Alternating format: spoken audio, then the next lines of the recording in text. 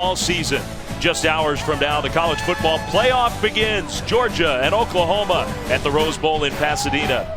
Defending champion Clemson taking on Alabama at the Sugar Bowl in New Orleans. And of course, the winners will play for the national championship right here in Atlanta, where today we have one of the most intriguing matchups of the bowl season.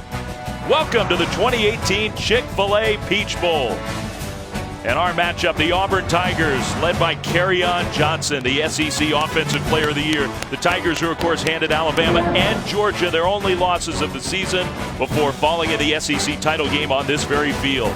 And UCF, their quest for perfection is one step from completion. Today, in Scott Frost's final game as the head coach of the Knights, they face their biggest challenge.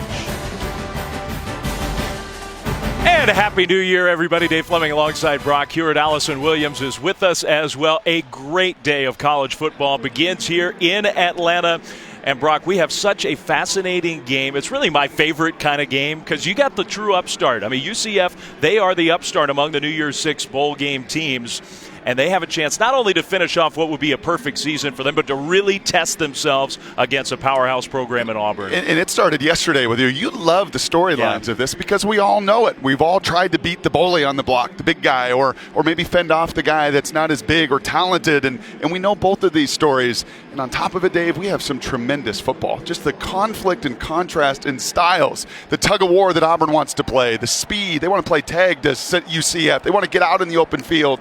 That sets up for a wonderful matchup as well. Yeah, so we got that aspect of it. Can UCF test themselves and prove themselves against an SEC powerhouse team? The other big storyline is their head coach, Scott Frost, who is UCF's head coach. He also, of course, is now Nebraska's head coach. He's been doing both jobs the last month, and we're all intrigued to see how it plays out. And you know what else he's been? Loyal, which is not a word we throw around an awful lot in college football. Loyal to these kids, loyal to both programs, loyal in bringing his entire staff from Orlando to Lincoln, Nebraska. That doesn't happen. He wants to pay it off for his kids here today. Yeah, there have been very few examples of a coach doing what Scott Frost is trying to do this month and culminating here today in Atlanta. A huge challenge for the Knights against the Auburn Tigers. It's the Chick-fil-A Peach Bowl, kicking off a tremendous day of college football. Kickoff from Atlanta coming up now. A look inside Nissan's Heisman House.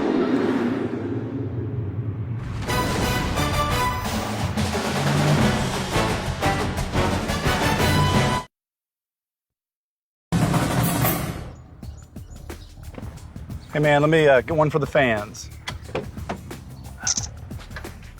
How do I look? Never looked better. Welcome to the Nissan pregame rush. Nissan, premier partner of the Heisman Trophy and the College Football Playoff.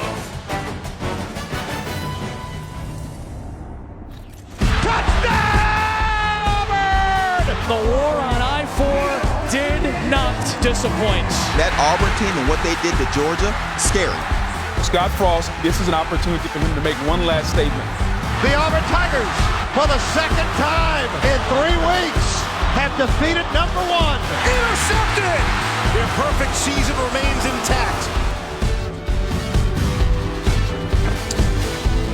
For the final time as the head coach of the Knights of UCF, Scott Frost leads his team out onto this brand new field at Mercedes-Benz Stadium, where 1 week from tonight, the national championship will be decided. And we should have a great atmosphere here. UCF fans in huge numbers have come to Atlanta, and here come the Knights.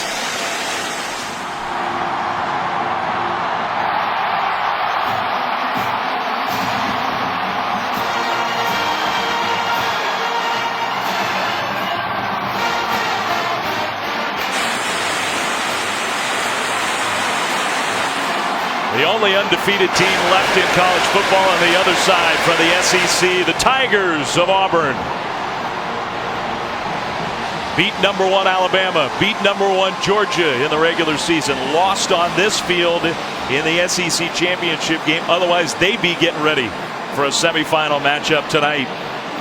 Gus Malzahn's team looking for a little redemption here back in Atlanta.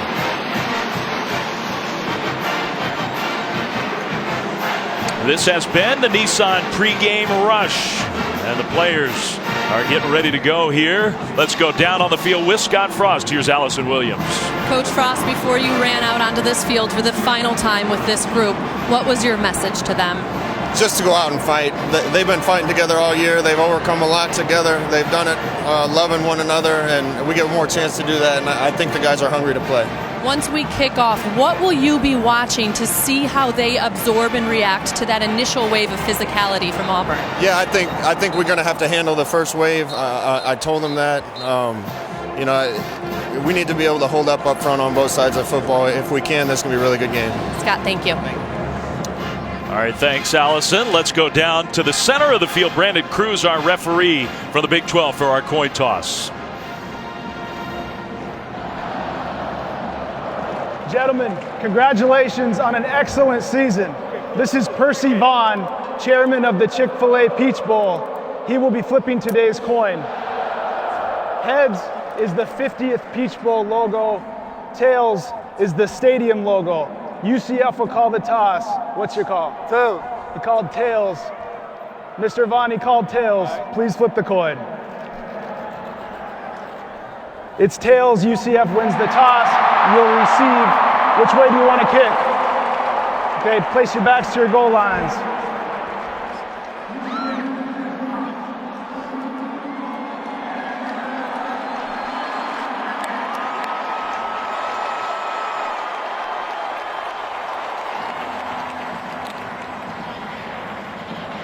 Well, interesting. UCF wins the toss, and they want the ball. They want their offense on the field to start this game. We talked about Scott's challenging month, juggling both jobs. It's not been easy for the players at UCF either. For more on that, let's go back down to Allison. Yeah, Dave, they've really experienced an entire range of emotions over the last month, from the exuberance of winning the American Conference Championship to the disappointment of learning that their head coach would be leaving, and now the excitement of getting to play in this bowl game with Scott Frost on the sidelines leading them.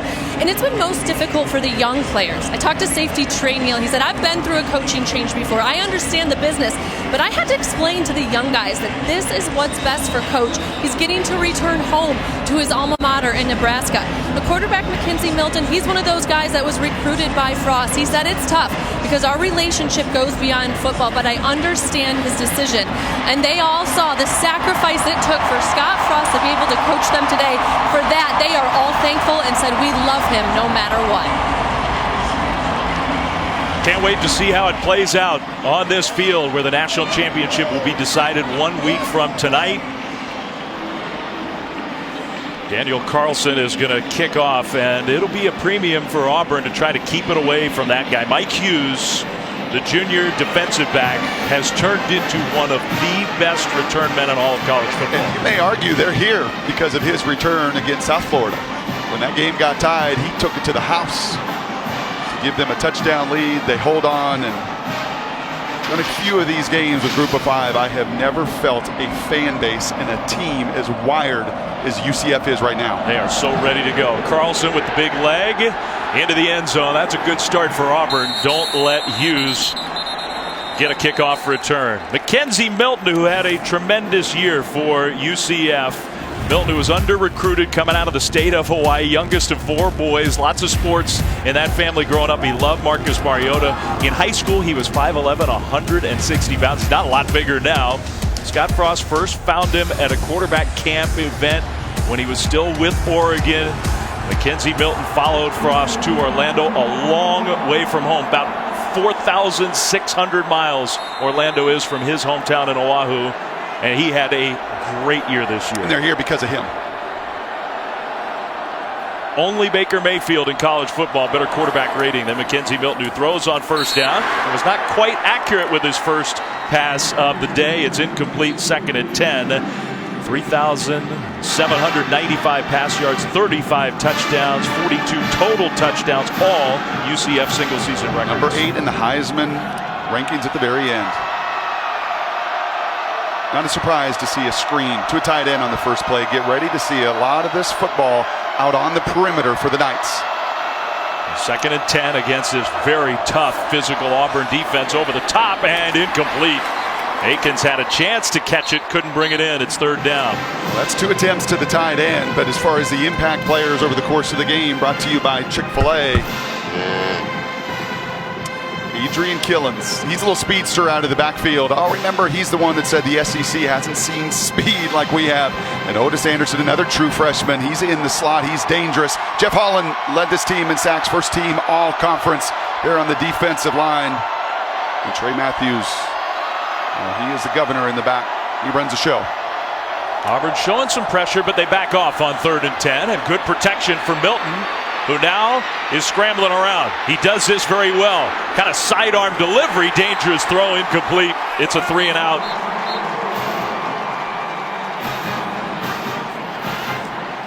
Sidearm delivery is exactly right. He's an ultimate frisbee thrower, man. He is just a baller and a gamer. He loves Marcus Mariota. He's watched every one of his games growing up in Hawaii, and that is as good a protection as he could ever have in this game, but nobody open down the field. Kevin Steele playing some zone coverage there, nowhere for the slinger to put that one on somebody. Mac Loudermilk is the punter. Stephen Roberts back to receive. UCF commits a penalty, getting lined up for the punt. Offense, number 23, 5-yard penalty. It's 4th down. Little nervous energy. Milton completes about 70% of his passes. That first one he hits 99 out of 100 times. That little screen pass. Never been on this stage, never been in this moment. The team they're facing sure has. And you heard Scott Frost talking to Allison just a few minutes ago before kickoff about surviving the early parts of this game, just being in the game, and then he thinks his guys have a great chance of pressure on the punt. But Loudermilk got it off. No fair catch. Returnable. There is a penalty flag on the field. That speed and a huge block on the corner. The return out to the 43. We'll see about the penalty. I think it's against Auburn and against Loudermilk. This may be a huge swing. The punter sure thinks so. He's big boy, Mac Loudermilk. Running into the kicker. Receiving team. 5-yard penalty from the previous spot. It's 4th down. So, not the personal foul penalty, which would have been much different, just a running into the kicker. And the other bummer of not getting any yardage on that first possession. That's a good sell job. Yeah, that was definitely a running into the kicker, not a personal foul penalty. Despite the celebrations of Mac Loudermilk. Well, after the return, UCF, they're going to kick it again.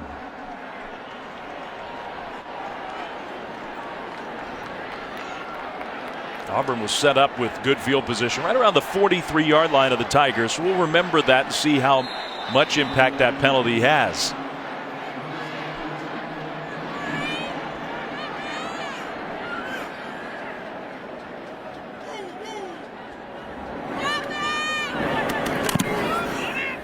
Kind of a line drive style punt that's going to hit the turf and work out very well for the Knights. Down back at the 22. That's a 20-21 yard difference with that running into the kicker penalty. Now the Auburn offense will come out on the field, and their quarterback, first year with the Tigers, Jarrett Stidham, who in his own way has a fascinating story. Jarrett Stidham was a great athlete growing up, number 2 ranked dual threat quarterback coming out of high school, went to Baylor initially, and had some great moments as a young quarterback for Art Briles. Left the program, attended junior college, didn't play in junior college, worked out literally as a scout team quarterback with a high school to save an extra year of eligibility, and he's had a very fine first year with Auburn. And play fake on the first play of the game. Stidham was trying to go downfield. Instead, he goes down to the turf. A sack for UCF. How about this statement in the first 2-3 minutes of it? Good protection for UCF and a wonderful line stunt here in action. Better coverage down the field. Very few spots there for Stidham to go sticky in the coverage. This UCF team said enough of this conversation about the line of scrimmage. We can play tug of war too. Kerryon Johnson is in the backfield. He is healthy, and that's a difference maker for Auburn. Instead, they swing it out to the left side with a blocker in front, but well tackled in the open field for a short gain. Eli Stove with the catch. But Kyle Gibson, heck of a tackle. This place is buzzing. Big time. And if the offense had some nerve so far, it was 2 plays, but the defense looks ready to go. Easier to just fly and react than at times offensively to overthink. 3rd and very long. UCF making some last-minute changes to their alignment. Now a screen thrown, very dangerous, almost intercepted with the deflection. Well, that did not go particularly smoothly for Auburn. The Tigers are going to have to punt it away. And Shaquem was all over it. Shaquem Griffin, who you're going to see throughout the course of this game. Just marvel at what he does. Watching the last couple days of practice, and you see 18 fly into your screen right there. Oh, excuse me, that was the corner. That was Clark. You will see 18 throughout the course of this game fly everywhere. The Conference Player of the Year a season ago. Story well documented of everything he's overcome in his life. And quite a start here for UCF defensively. Maybe, Brock, a little harder to keep it away from Mike Hughes in the punt game. We'll see. This one a short punt, very short, right around midfield. How about the field position switch with the special teams and the defenses in the opening moments of this Chick-fil-A Peach Bowl? The Knights will have the ball when we come back to Atlanta right after this.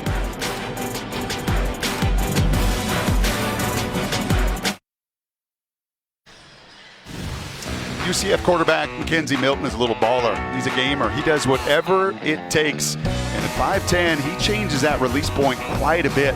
Right, it will stand out to you today. The more tape I watched, the more I saw just a frisbee thrower doing whatever you've got to do to make it work, or that middle infielder that's just going to get it out of his hand as quickly as he can. How about this first 3rd down? Right, so good. You'll hear quarterback gurus say changing the platform or the throwing, motion and mechanics to do what you have to do, and Mackenzie does. And the size isn't ideal, but the playmaking is off the charts. Second possession now for Mackenzie Milton, the sophomore, true sophomore. Pressed into action last year, huge improvement this year. And a little jet sweep type action with the speed of Adrian Killens for a positive gain into Auburn territory. Killens, who very controversially had the comment leading into this game, I'm paraphrasing, but SEC football, they don't have a lot of speed, is kind of what he said, which I'm not sure I agree with that. Auburn's players definitely took note of that from Killens. He's got world-class speed. A track star in high school and an all-conference running back for the Knights. He'll get a 2nd touch in a row. Not much room there. Got a yard, maybe 2, and driven to the turf.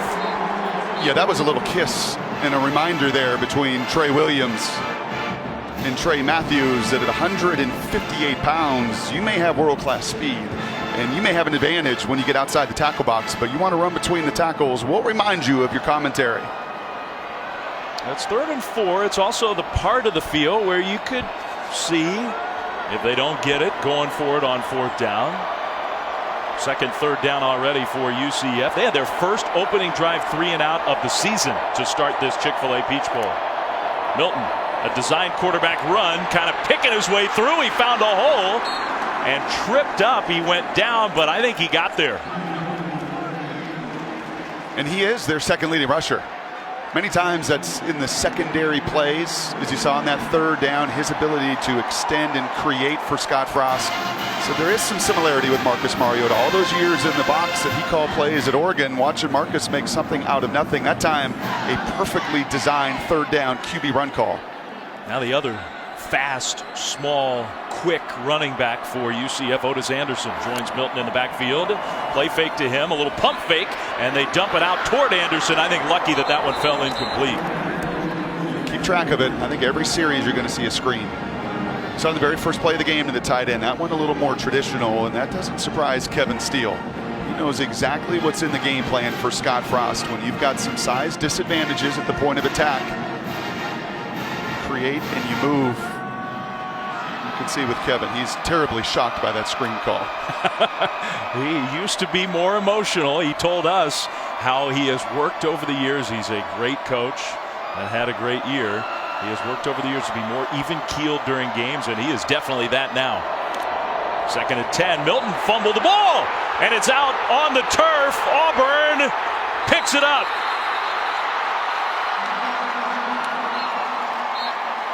Ultimately, Deshaun Davis, the guy who came away with it. Milton just dropped the snap. couple missed screens. Those are just gimmies in the system. And this time, maybe the eyes looking at the different defensive packages that Auburn's going to throw. And I don't think Scott Frost had any concern about his quarterback coming in. Maybe a little bit off the hip, but that's when you could just see his eyes. You just got to secure it first and foremost. And you're talking about a plus 15 turnover ratio on the season. One of the very best in all of college football. Part of the reason UCF is here, Auburn just +1 on their side and now totally flipping that field position. And I tell you what, you watch that replay, he was standing, now he was down initially, but the ball was sitting there on the field. He stood up, scooped it up, and started running. Auburn's going to snap the ball. It's not going to matter. That one, I'm not sure it should have been blown dead. Kerryon Johnson will get his first carry. I don't know about that one. That feels like a break for UCF.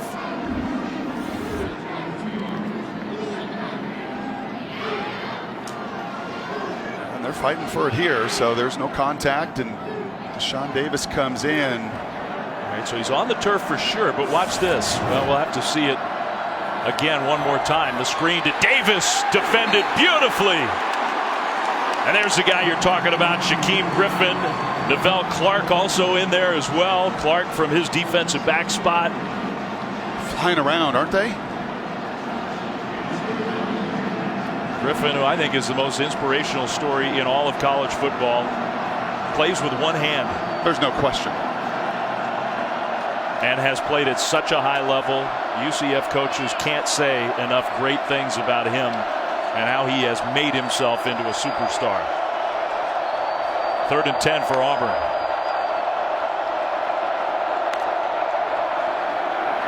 Griffin backed off with the pressure. Now Stidham dancing around, trying to look downfield, and hits his man. What a throw and catch for an Auburn first down. That's Nate Craig Myers. A little improv from Jarrett Stidham. Big time. Big time. And it's part of the reason they beat Alabama was his ability to extend plays. He doesn't look to run, but Stidham showing you his creativity as well. A quick snap. They like to go tempo after a big play. Johnson for a gain of maybe 3. Kerryon Johnson, the SEC Offensive Player of the Year, against Alabama, against Georgia at home. Tremendous games. He was banged up in the SEC championship game. Did not play well. Didn't play much. And Auburn's offense against Georgia in that rematch was totally different because of it.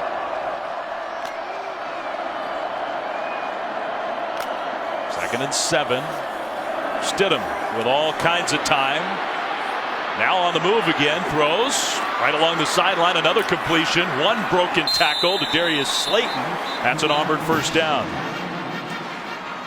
This will be one of the challenges for UCF today, to just simply rush 4 and really get to Jarrett Stidham.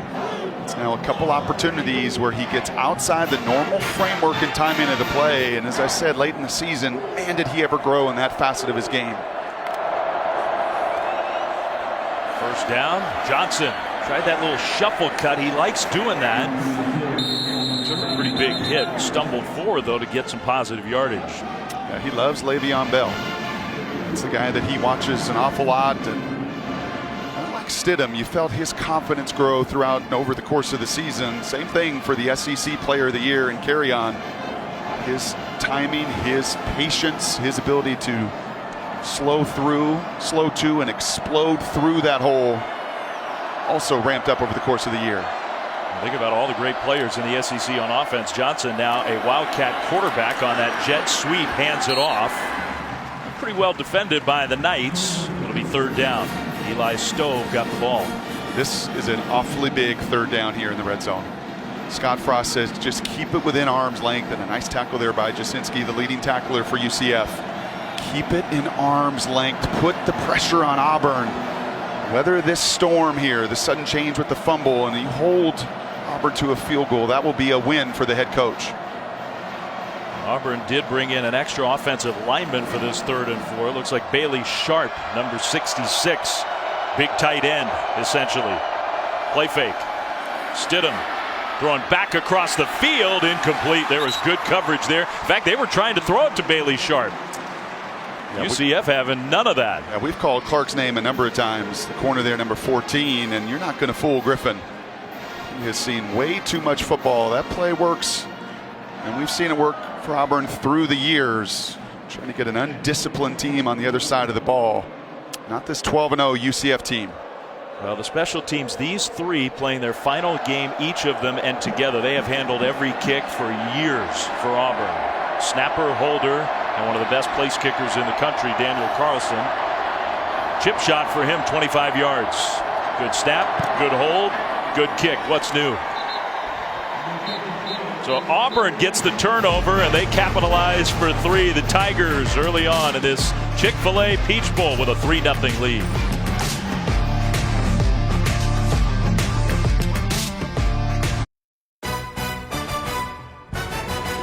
The Chick-fil-A Peach Bowl, brought to you by Chick-fil-A. Party season is Chick-fil-A catering season. Order now. IBM. You powered by data, knowledge, insight. That's you to the power of IBM. The Quicksilver Card from Capital One. Earn unlimited 1.5% cash back every purchase, everywhere. And Allstate, official protector of college football fans. Well, they call it the official kickoff for game day. That's the Chick-fil-A Peach Bowl parade at 8 a.m. in downtown Atlanta. Wind chill for the parade this morning was 1. It was cold here in the South as Auburn and UCF. Auburn with a 3-0 lead over the Knights. And we've talked about this. Look, the play was whistled down, so replay couldn't get involved. I'm not saying replay could have done anything about it, but I do believe that UCF got a break, because watch this play out to Sean Davis, the linebacker. He gets up. He's up. He's not touching the ball. Ball's sitting on the turf. He scoops it up and goes. Yeah, and I don't think there's any contact there with Milton. He's trying to reach his hand out and just make any contact there while he's down, and there wasn't. But once it is blown dead, saw the umpire come in there and wave it dead. Replay cannot get involved. So Auburn got the turnover. They move the ball into the red zone. They kick a field goal. Okay, but that could have, maybe should have been a touchdown for the Tigers. About midway through the first quarter, UCF's offense has not gotten going yet, and Mackenzie Milton 0 for 4 and has fumbled the ball away. Mike Hughes, this one is returnable for Hughes. Kind of picking his way through the traffic, could not even get back to the 20, or got right there. Well, this is just the beginning today. If you're a college football fan, today is the day. 5 Eastern from Pasadena, the greatest setting in the sport, the Rose Bowl, Oklahoma, Georgia. That's playoff semifinal number 1. And then, of course, part 3, Clemson, Alabama from the All-State Sugar Bowl, 8:45 Eastern tonight. Both games will stream live on the app. A wonderful clash in styles that will follow us in a very similar way that Oklahoma wants to play fast and out on the perimeter. Now they're dominant up front too. It's why they're there.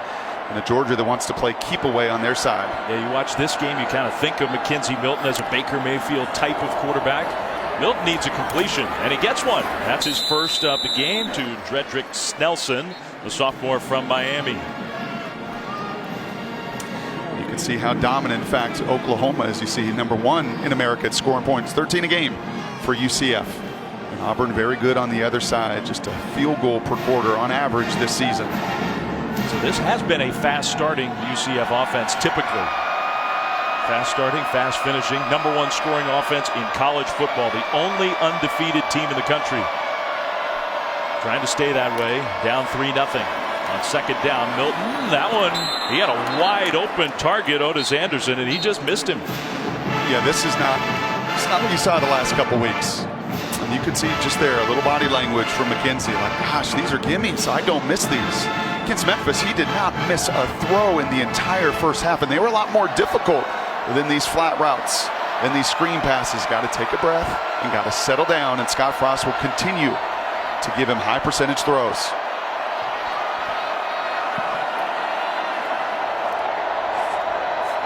Third down, he slings that one into traffic, and it's incomplete. Trying to hit Snelson again. The Auburn defense was right there. I have so much respect for Kevin Steele. He's done this so long.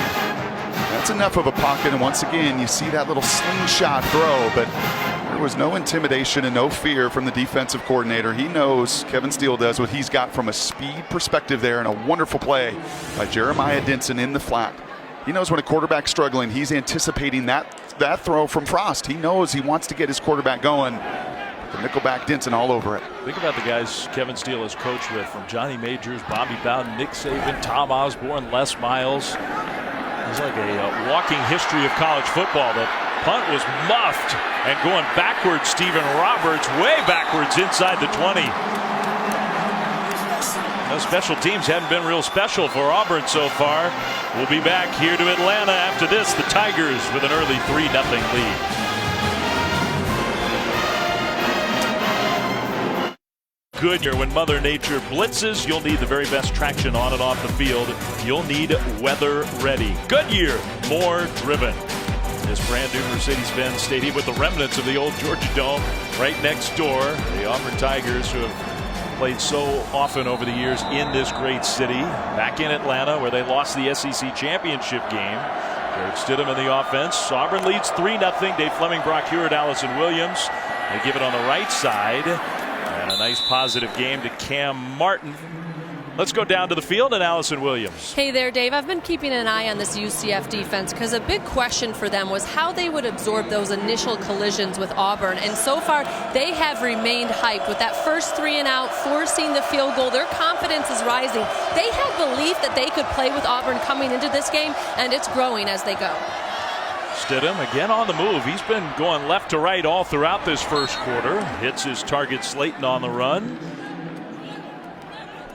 Short of the first down mark. That's because that initial progression, that first read, Gus Malzahn and his system there with Chip Lindsey tries to build up those first reads. They've been taken away. The benefit of having a month, and watch the quick snap here right out of the quick huddle. A couple plays without the SEC Offensive Player of the Year, Kerryon Johnson. Now on the field from under center. They'll give it to Johnson, and Johnson will bounce outside and get the first down. He'll go down across the 30, out close to the 33-yard line. First down, Auburn. And that's all Kerryon. Pretty representative there of why he was the Conference Player of the Year. Stopped right there at the point of attack on the power play. He's got the vision and the patience to get it done. And they'll hand it off to Johnson, this time into the open field, and gets tripped up. Hits the turf. The ball comes out. He was down. Mike Hughes saved what could have been an even bigger gain, and who knows, maybe a touchdown.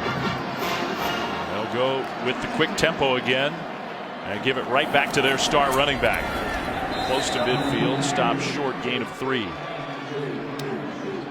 This is a little of the concern if you're UCF. You don't have as much depth in your front defensively.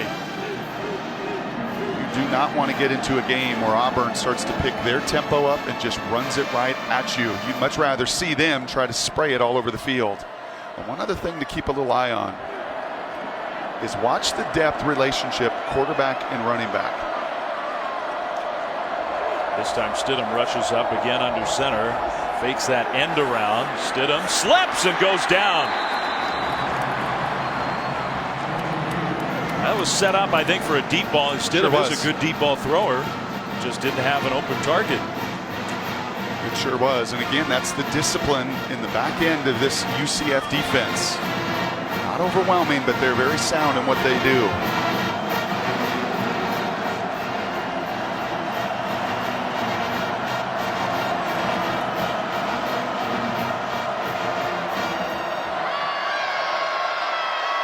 Third and long for Auburn. And a false start. That was Austin Golson, the left tackle. False start. Offense, number 73. 5-yard penalty. It's third down.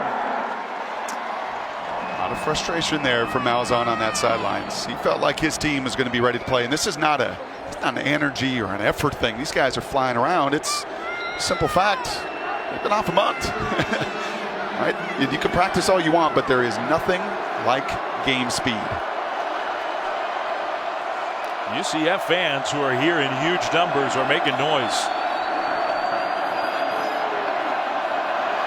Not been totally easy for Auburn to communicate. Play clock under 5. They get it snapped. Pressure picked up. Stidham down the middle of the field, complete for a first down into UCF territory. Darius Slayton. Not just too much speed. He is the most explosive and dynamic of the Tigers on the outside, and just a 3-man rush trying to play Stidham on his scrambles, and shoeless Slayton gets up into the line. Well, a casualty of the quick tempo. Don't have time to get the shoe back on. Stidham faked it to Johnson. I guess sometimes you hurt yourself if you go so up-tempo. Slayton signaling to the sideline that I'm playing with one cleat.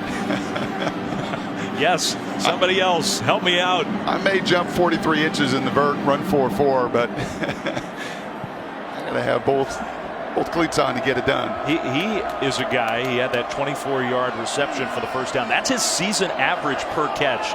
Big play target. See if the pit crew can get him a tire change as fast as possible. 2nd and 11. Pressure comes. Stidham on the move. He does have athleticism. Got a couple of yards. Avoided the sack. And Shaquem Griffin thinking he should have had him. He is so elusive. 5.5 sacks, the leader. And look at him. Look at him duck underneath that block from Golson. He is undersized. But there is nobody that plays harder in college football. Nobody. And that's not hyperbole. That's watching the game tape. That's hearing from the coaches. Remarkable story. Another 3rd and long for Auburn. Just converted one a moment ago. Stidham will convert another one. That's a catch and an Auburn first down.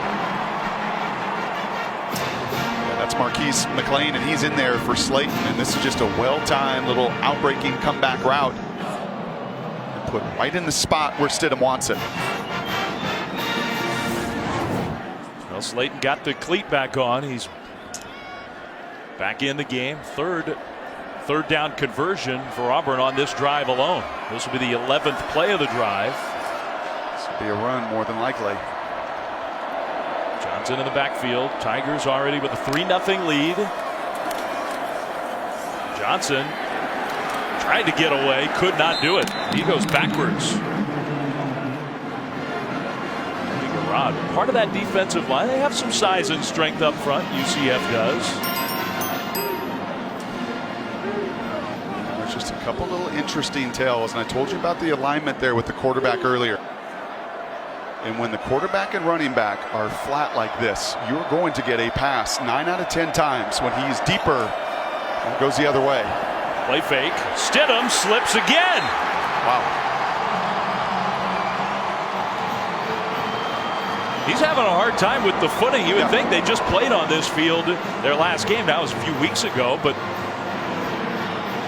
he is not prepared for this turf, it doesn't look like. I don't think he was prepared for 310 in his face either in Tristan Hill. Maybe that's the biggest issue. It's already the 3rd sack for UCF in this first quarter. Final seconds of the quarter, Auburn's going to let them wind off. It's a group of 21 on the entire season, 92nd in the country with sacks. How about that? Just as we figured it would go, the UCF defense leading the way for the Knights as they try to finish off an historic and special season. The only undefeated team in college football. And if the goal for Scott Frost was to survive early, so far, I think mission accomplished. Offense hasn't been pretty for UCF. Auburn's made some big hits and big plays, but the lead for the Tigers out of the SEC is just 3-0. End of quarter number 1.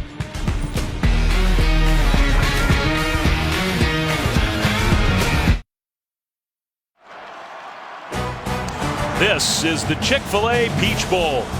On New Year's Day, it's 2018. And what a day for college football fans everywhere inside Mercedes-Benz Stadium. 3rd and very long for Auburn as we start the second quarter. The Tigers, 7th-ranked team in the country against undefeated number 12 UCF. With a 3-0 lead, they have converted 3rd and longs on this drive. Setting up a screen. They get it to Slayton, but that one was read well. Slayton gets into long field goal range. Remember, Auburn's got a field goal kicker who's got tremendous range and leg strength, and that's what Auburn's going to do, try a long field goal. Yeah, Carlson 13-20 in his career, 50+.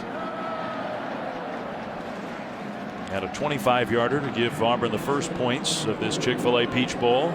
Now the senior kicking for the final time in that Auburn uniform. He's been a weapon for 4 years in a row. 53-yard try on the turf indoors. Kick is up and it is pushed. No good.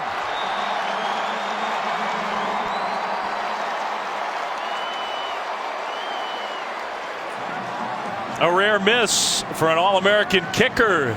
And the Knights will have the ball when we come back, down still just by 3.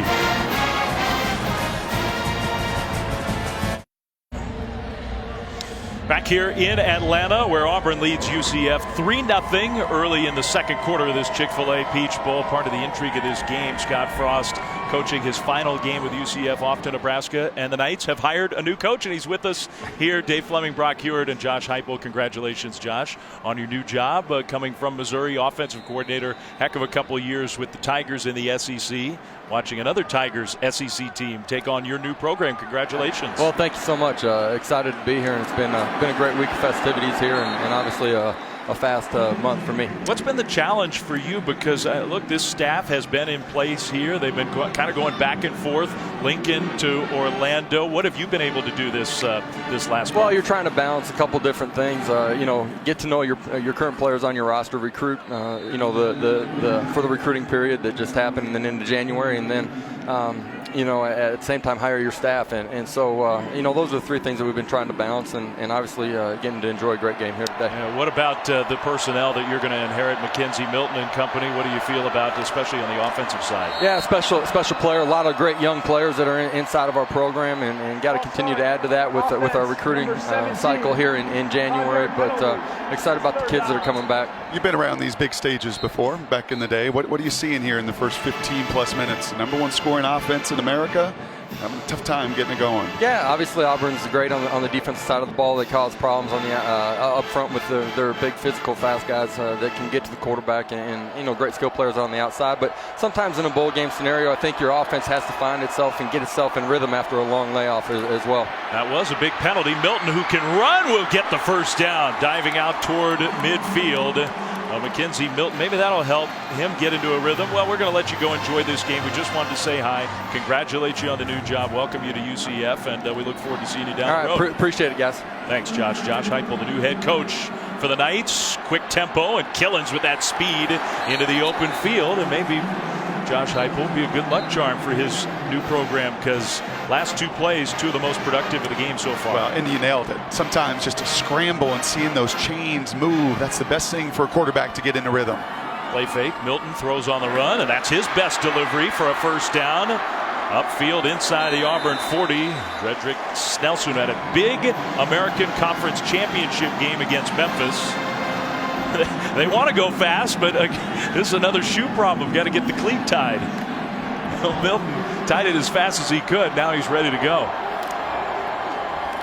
Another play action. Downfield, incomplete. Trying to hit Marlon Williams, the true freshman from Mobile, Alabama. And the true freshman there may have seen that single safety and just slowed down a tad. Milton does not miss many of those shots. Throws 70% on the season. Conference Player of the Year. He's putting together his best drive, and this is exactly the rhythm that Heupel was talking about, that it can take a little bit of time after a layoff. 2nd and 10. Milton, shoulder fake, now looking the other direction, just grounds it. He had a target. Now a penalty flag is thrown, and I wonder whether Otis Anderson was just flat out tackled by the defense. Scott Frost is upset. There was a receiver right there. You can't call intentional grounding, can you? No, he certainly was throwing that screen. That's now the 4th different screen, and Scott Frost given an earful. I think exactly to your point. It looked to me Otis Anderson was on the ground, but it looked like he was right there. He's going to be the back, and you've seen a variety of different screens, inside, outside. He just got out and out tackled by Derek Brown. There's no foul on the play for defensive holding. The running back was faked to and is legal to grab a simulated ball carrier. It's 3rd down. Okay, so that's a good explanation from our referee. Once you play fake, you can grab a guy even if he didn't actually have one. Well, where was the fake? Good explanation, not reality. Well, that is what Scott Frost is furious about. Well, that's just making something up. That did not happen. And that should not happen. I don't blame UCF fans for being upset. Now 3rd and 10. UCF's offense going to take a little extra time trying to get organized. They do not have the long field goal game typically that Auburn does. Play clock is down to 8. Still not set, and UCF, with all the emotion, I think, of that call, they have to call the timeout. This will be twofold, not only because the play clock is down, but I assure you he's going to get and want a different explanation than what we just heard from the White Hat. We'll grab our popcorn during this break.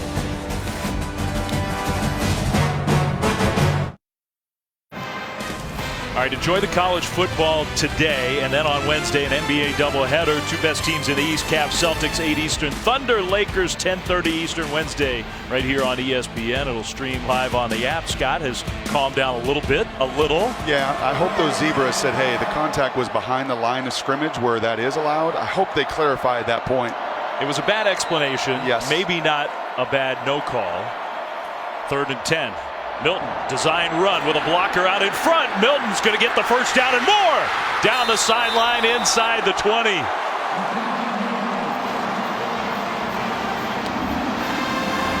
Well done. It's been the QB run game. And look at the alley here. And Jordan Akins, 88, right in front of you, the tight end there, doing his part and job. Milton is more than capable of doing this as a runner. That's a big one for the Knights. Milton dancing in the pocket, throws it away. He had a receiver out there, decided not to risk the throw. I think with everything here, just calm it down. As calm, cool, and collected as the kid is from the islands, he's not been in this moment. He's not played a January 1 game against a foe that he just looks across from and says, man, they are big and they are fast. And I think you see that in some of the footwork right now that's just a little bit out of whack in the passing game. Statistically, one of the very best players in college football this year. Milton, handoff for the perimeter. Anderson, nowhere to go. Anderson, he is tough to bring down for a little guy, but could not even get back to the line of scrimmage. That's really well done on the perimeter by Auburn. You know, they want to do against all this perimeter speed, they want to keep it inside. They want to set their edge, and setting the edge is not just your defensive ends. It can be your corners out there as well to allow the pursuit to finish. 3rd and 12. Get to the line, then Milton checks with his head coach, Scott Frost. They like the vertical game. Got those 3 receivers on the right side. One shoulder pump. Milton going the wrong way. And again, he's just got to throw it away. Well defended by Auburn. I'm trying a little double move there. And you've seen it on both sides. Auburn did it likewise in that same end zone, trying to do a throwback with Stidham to the tight end. Well played by the defense, all eyes. Having that eye discipline you hear about. Scott Frost still mad about that call. He did not like any of the explanations that came his way. This will be about a 33-yard field goal try for Matthew Wright. Not as explosive with the leg as Daniel Carlson, but mostly he's been reliable from the left hash. Kick is up, and it is good. And UCF has tied this game with the field goal. Scott Frost still with that look on his face. He and UCF tied with Auburn 3-3.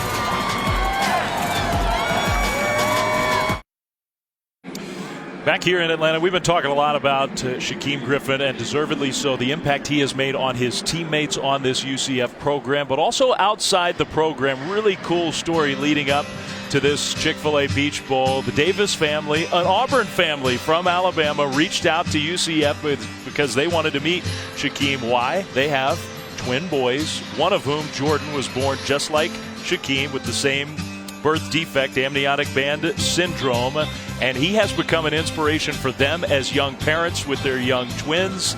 Even though they're rooting for Auburn today, they are here, and they are definitely pulling for number 18. It's just amazing how many different ways Shaquem Griffin has touched people all around this sport and out, and they're the twins. Jordan is the twin who is standing with his back to us. His brother John. That's a great family, and let's go down to Allison for a little more on that story. Dave, Shaquem just lit up when talking about the Davis family and getting a chance to meet the twins. He said it was so crazy how much they reminded him of him and his brother. And keep in mind, both sets of twins born just 60 seconds apart. And of course, as you can imagine, really connected with Jordan. He said he's just like I was when I was little, according to what my parents told me. Goes after everything head first, attacks every challenge in front of him. And these two will be connected for life. Shaquem said, I cannot wait to watch him grow up. I will definitely be in touch with them. They exchanged numbers, and that is just one of many families that Shaquem has inspired. Yeah, it is a great story, and it shouldn't obscure the fact that Griffin is such a high-level football player. We've been talking about he's a twin. His twin brother, Shaquille, is in the NFL. Had his first interception, I think, yesterday, didn't he? Pretty awesome. And I never heard a defensive coach like D coordinator Eric Shenander say that he'll live on with us forever. He'll be in our archives and our practice clips of how you practice, no matter where we're coaching. By the way, 19-month-old Jordan already getting calls. You're a star. You're on TV. Stidham throws into the flat. A first down completion for Auburn. Gain of 4, maybe 5 yards. Now those Auburn shirts, they're supporting their Tigers. Both athletes, mom and dad, but Griffin's name is on the back of those Auburn shirts. Cool way to kind of split the difference. Amazing kid. And I think he's going to get a chance to play in the NFL. Jet sweep, the cut up field, a broken tackle, and that will get Auburn the first down. Eli Stove, that was tough running from Stove because he was going down for a loss. Yeah, and he runs right through the tackle of Mike Hughes. You just do not see this very much. Trying to likewise get on the perimeter, and that's the tackle that UCF has made today. Just not on that snap. Kerryon Johnson hurdling one defender up and over across midfield. Gets 7 yards. And this should feature the run. I mean, this is a game where you have got to win this game if you're Auburn in the third and fourth quarter by wearing down this group that doesn't have the depth of personnel that you do. And I love the commitment here. Run, run, run. And do not allow UCF any momentum in life in this building. Under 10 minutes to go, first half.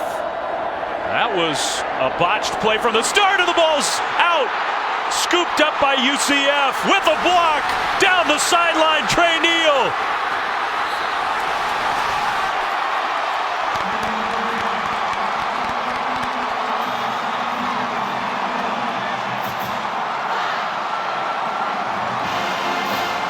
It's been a problem for Jarrett Stidham, putting the ball on the ground.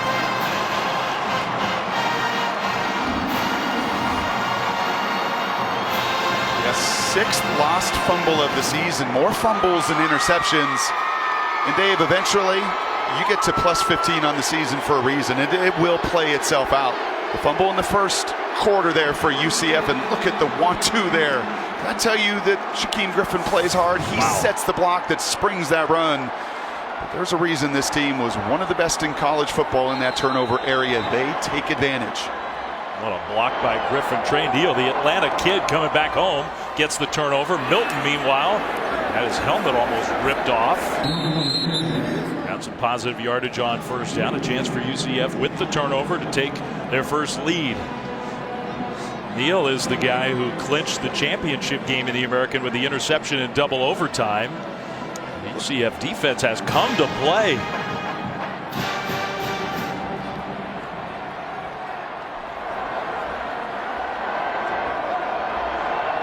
Killens in the backfield alongside Milton.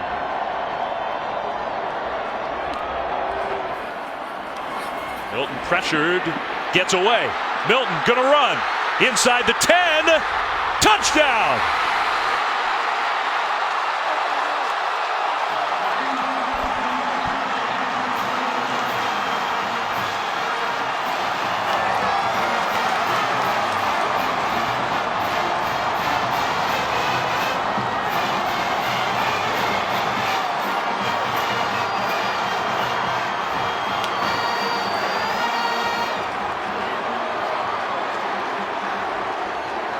Didn't take them long to turn that turnover into their first trip to the end zone in this game. Auburn fans are worried.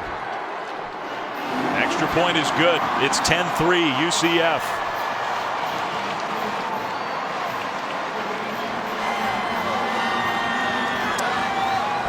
Opportunistic all season long have the Knights been of taking the ball away. And it's the group effort, and then it's the mentality to help your buddy out around you. The huge block from Griffin. Oh, and then the best player on offense. He may not be getting many touches, but look at the wide receiver blocking down the field to set his buddy up for 6.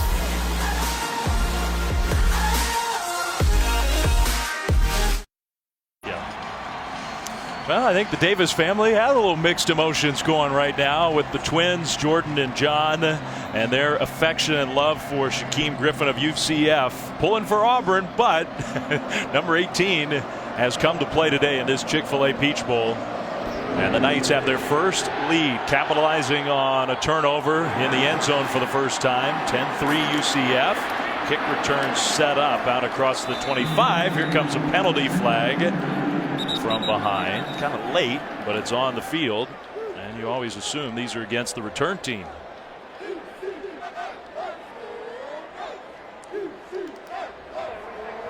During the return, illegal block in the back. Receiving team, number 24, 10-yard penalty from the spot of the foul. It's first down, Auburn. That'll back Auburn up. NFL Wild Card Weekend begins this Saturday, simultaneously again this year on ESPN and ABC. Titans Chiefs from Arrowhead. What a scene that'll be. 4:30 Eastern. It'll be available on the ESPN app. The Bills are in the playoffs for the first time in forever. Maybe they're the team to root for if you don't have a rooting interest. I think a lot of people around the country are rooting for UCF in this game just because they're the underdog, they're the upstart, they're the newcomer, and also because of that guy. Auburn back at their own 10. They'll give the ball to the SEC Offensive Player of the Year. Nowhere to go. Yeah, the penetration, the tackles for loss, and the sacks. Of everything here in the first 22 minutes of action, that is the biggest surprise to me. Because that is not what this group really lived on. They lived on taking the ball away, playing very sound and tackling and playing hard. But this was a group that didn't live on the other side of the line of scrimmage, and they are tonight. That's 2nd and 8 for Auburn. Johnson on Stidham's left side. Quick release out into the open field, and that's a first down Auburn. Outside the 25-yard line, Nate Craig Myers with the catch. That gives the Tigers a little breathing room. Gain of 15.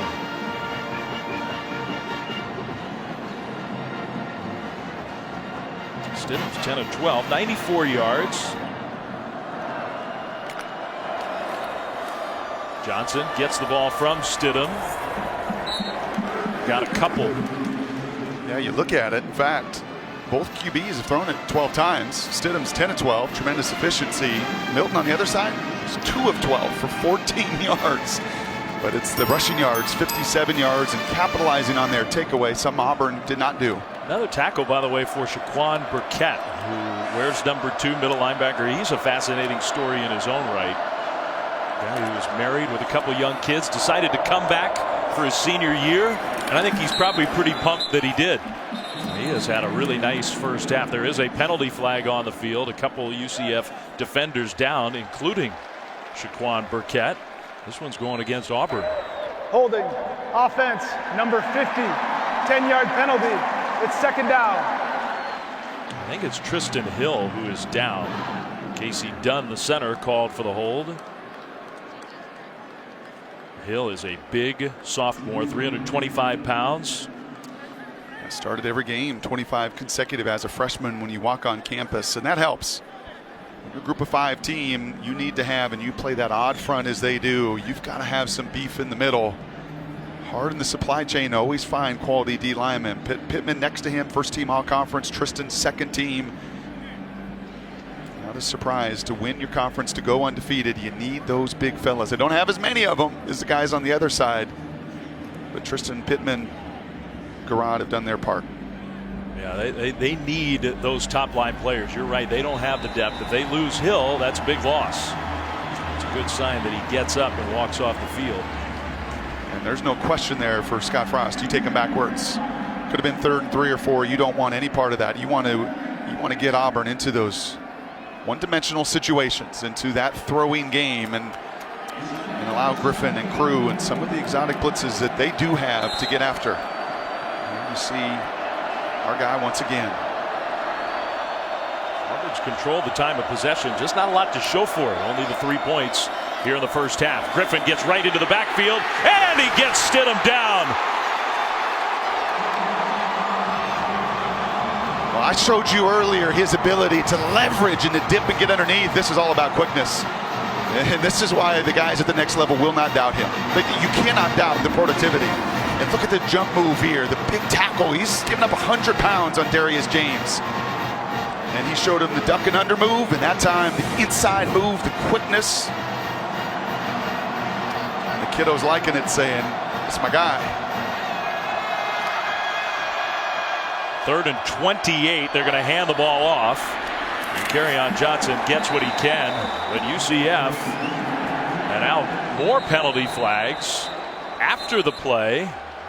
Pushing and shoving. The fullback Chandler Cox right in the middle of it. Trey Neal. I think Auburn hit somebody late. I think Auburn is frustrated. They are. If this is against Auburn, they're going to have to punt the ball away from their end zone. Listen to this place.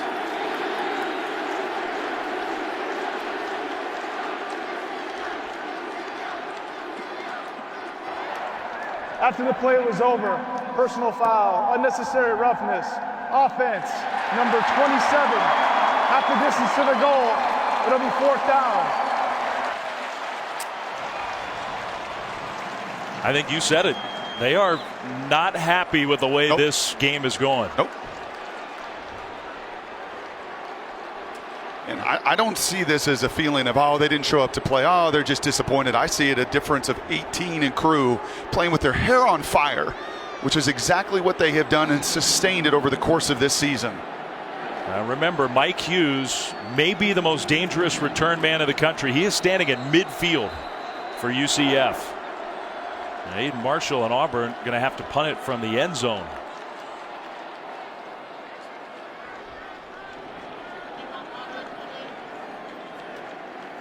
Hughes has 1 punt return TD, 2 kickoff return touchdowns on the season. He also has returned an interception for a touchdown. The guy knows how to get into the end zone, and he wants the ball.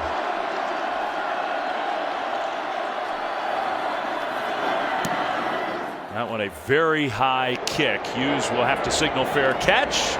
UCF will take it though. Don't tell me what I can't do. Let me show you what I can do. I could be the most dominant player on the field right now with one hand.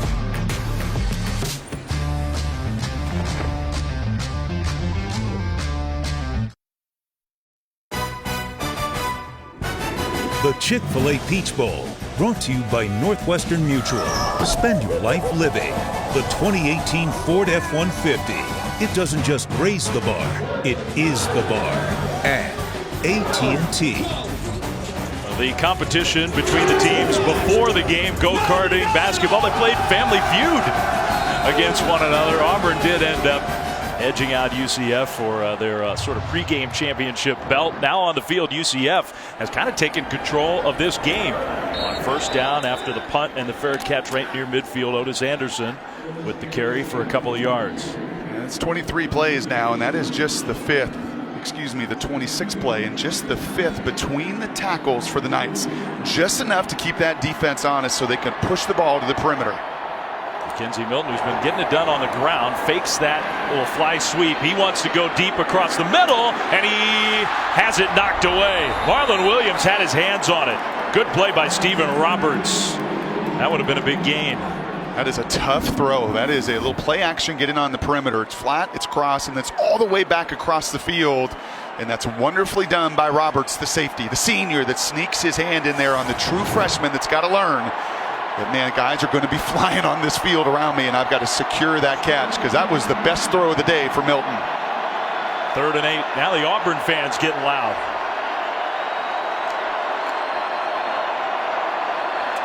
Zone look here defensively for Auburn. Plenty of time on the play clock. Showing a 4-man rush. They'll bring 4. Milton in the pocket. He has a man wide open, and he couldn't hit Anderson. That was a touchdown. He was wide open and just a little too far. Yeah, that says it all. The first one, the first down shot, Williams has got to come down with it to make a play. And this one, you've just got to have enough patience. Look at the protection. I mean, that is ideal protection. Your guys are giving you time, and that's the matchup they wanted. They wanted Otis Anderson on the second level against those linebackers, and just a tad more air in this building would erupt. And you're looking at 17-3, and instead Auburn finds a way to dodge a bullet. Circle that one. Yep. That feels like a big moment in this game. Loudermilk trying to pin Auburn deep. Was not going to pin him that deep inside the 20, but at about the 16. There is a penalty flag back near where the ball was snapped. And late in the year against UCF and Memphis, I am telling you, there were not 3 of those misses in those 2 games combined. But it's just a different environment, different speed. Holding, receiving team, number 79. Half the distance from where the kick was caught. It's first down, Auburn. Well, in this phase of the game is killing Gus Malzahn. Killing him. I mean, from running into the punter, which was a 21-yard penalty, to a ball that's bouncing, to multiple penalties now in this phase of it. All those hidden yards you always hear about in this phase of the game, Auburn's losing that in a big way. I mean, that's a hold on a pooch punt fair catch where guys are sort of jogging down the field.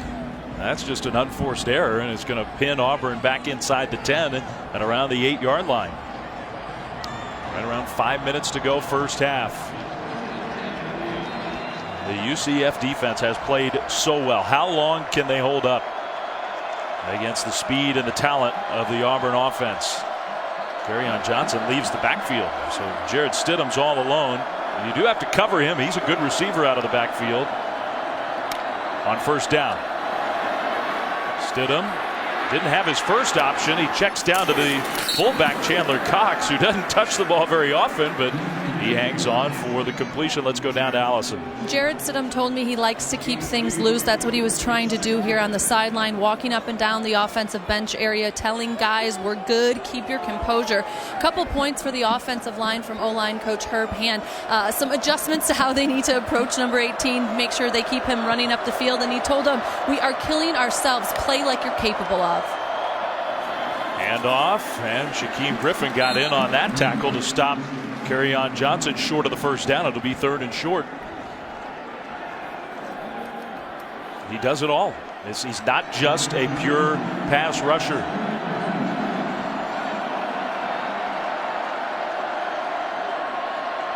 Third and 2, Auburn substituting, so they got to give UCF a chance to get their personnel set up.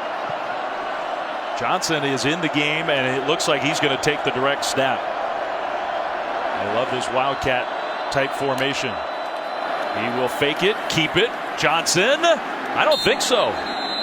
Close, and maybe with that spot, maybe falling over the pile there, he might have gotten it. I think it was that last little reach, and that football in the right arm as he is reaching over. Yeah, I think you're right. He just fell forward and reached enough to get it. First down, Auburn. And there should be no panic, and there won't be from Stidham. There was no flinching in the Iron Bowl. He's been in big moments all season long. And he's sitting at it looking, going, gosh, I'm 11-13. I'm in good rhythm. All right, I'm finding rhythm, unlike my competitor on the other sidelines who has just missed some shots and isn't in any passing rhythm at 2 of 14. There will be no panic, no flinch from Stidham.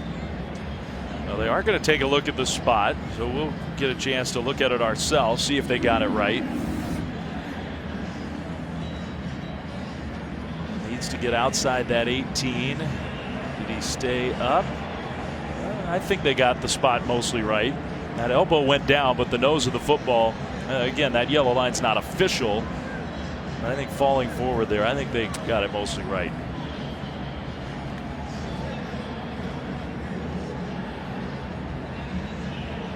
This is a running back, Kerryon Johnson, remember, who gashed Alabama. Had big plays against Georgia and just about everybody in the SEC. The offensive player of the year in the SEC. I'll tell you what, they're having to use him a little more than they would love to. You know, Chip Lindsey was saying to us in our meeting yesterday, we'd like to keep his touches less than 20 before the 4th quarter. And right now that is 13 carries for Kerryon. They really want to limit it. So he is fresh against Scott Frost and the other side. It's the first time I've heard a coach say that. They're real protective of those touches over the course of the game because they want him to be as fresh as possible late. waiting to see if the spot was the correct one. The other side, we've been talking about how UCF's defense has played in this first half. The last 2 games for Scott Frost's team, they allowed a combined 97 points.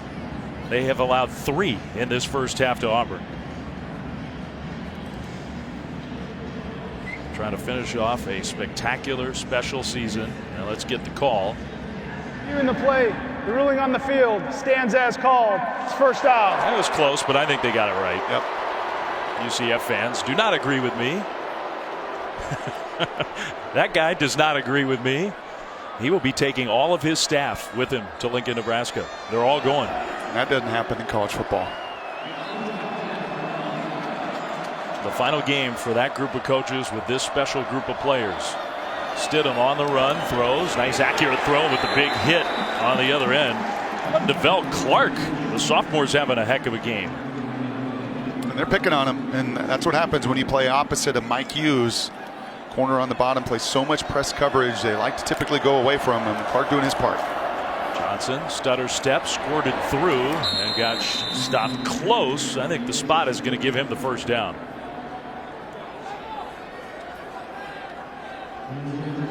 Under 3.5 to go first half. Auburn, they got plenty of time, plus they have all their timeouts.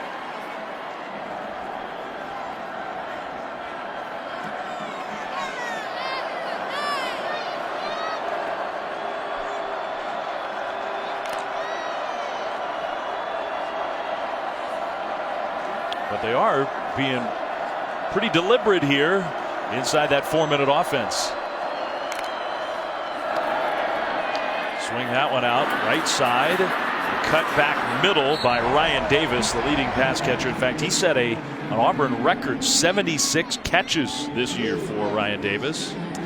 I've made this point a couple times, and every time Jarrett's gone under center, but just watch this depth between QB and running back. Okay, and when they're 1.5 yards or so, it's been about 100% run, and that is something that UCF is absolutely playing to. So this would be a run, wouldn't it? And they're going to just bust that tendency for the first time. Davis broke a tackle and gets a first down. So that is a tendency buster right there. It is something because of the patience for Gus Malzahn and Carrion and everything they do in their game. That is a tendency that UCF had coming into this game, the depth of that running back. Like right there. And this time they do hand it off to midfield. And what does that mean? That means those linebackers are keyed in. That means something that they're all pointing out, and they're not going to say it out loud, and they're not going to tell the other side that they're seeing it and feeling it. But it's absolutely been a tendency of theirs they've studied, and now when they're closer together, this has shown much more pass over the course of the season and the plan coming in. UCF got some subs on the field, second down and about 4. Clock continues to roll. They're under 2 minutes now. Getting closer to field goal range, but if they want a chance at the end zone, maybe need a little more urgency. Davis tripped up. There's Mike Hughes. And he's good. Scouts like him at the next level, big time. Well, you're a game changer. Right, 2 kickoff return touchdowns, a punt return touchdown, a pick 6.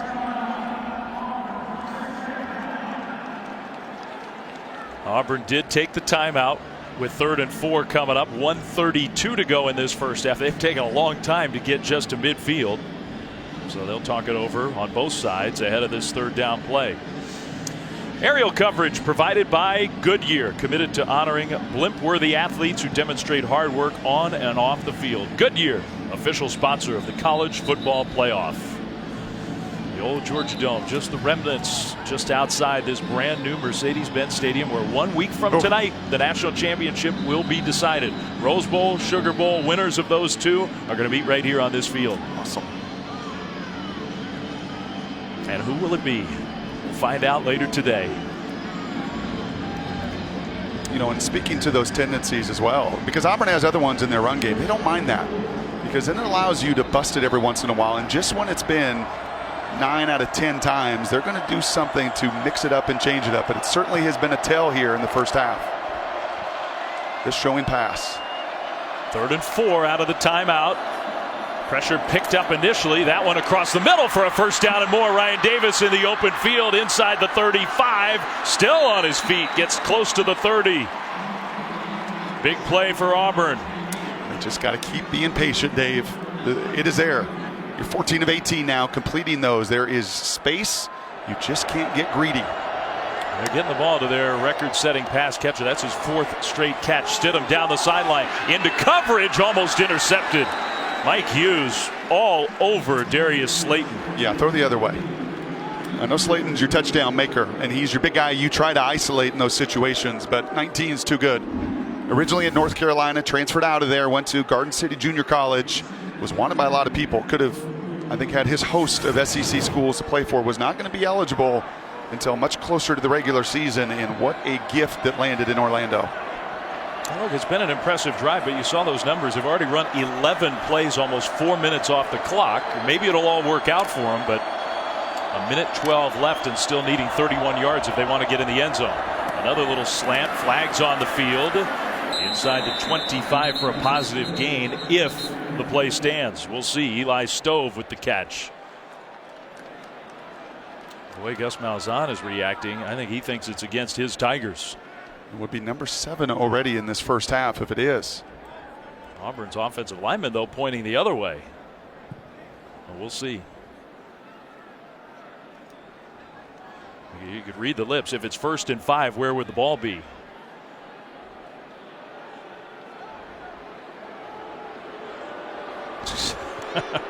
What a look from the UCF head coach. They are doing a lot of talking.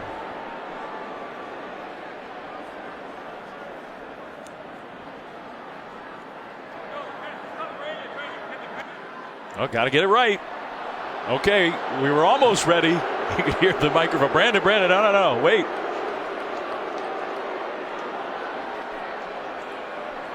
Yeah, we know. Sometimes it takes a while. They want to get it right, too. Holding, defense, number 54. 10-yard penalty is enforced from the previous spot. The penalty results in a first down. So from the previous spot, you take the 10 yards and the first down. And that's pretty significant penalty. And now Auburn with the 2 timeouts with time now that they're at the 20. That's a big nose tackle right there. He grabbed him on the jersey. Yeah. The defensive lineman did. I think there was a kind of a grab on the other D-line that Scott Frost probably still has somewhere in his mind from this first half as well. 1st and 10 Auburn. Kerryon Johnson in the backfield. Stidham throws. That one was deflected. Incomplete. Tipped at the line trying to hit Will Hastings. Savon Lowry got up and got a hand on the ball. And you got to get 7 here if you're Auburn. Right, you're going to get the ball to begin the second half. UCF wanted it. They wanted to start with their offense. But you do not want to allow this defense to hold you to field goals now on multiple occasions in the first half. And you can't, and you don't have to get it all right here on second down. Plenty of time, timeouts. Long drive. They started on their own 9-yard line, Auburn did. 1 minute, 2 seconds to go until halftime. Stidham throws, incomplete, trying to hit Davis. It'll be 3rd down. That's one of his rare misses. And this is a great chess match right here. What are you going to do with Shaquem Griffin blitzwise? Are you going to play a little coverage here? You've rushed 3. You've thrown just about everything at Jarrett Stidham.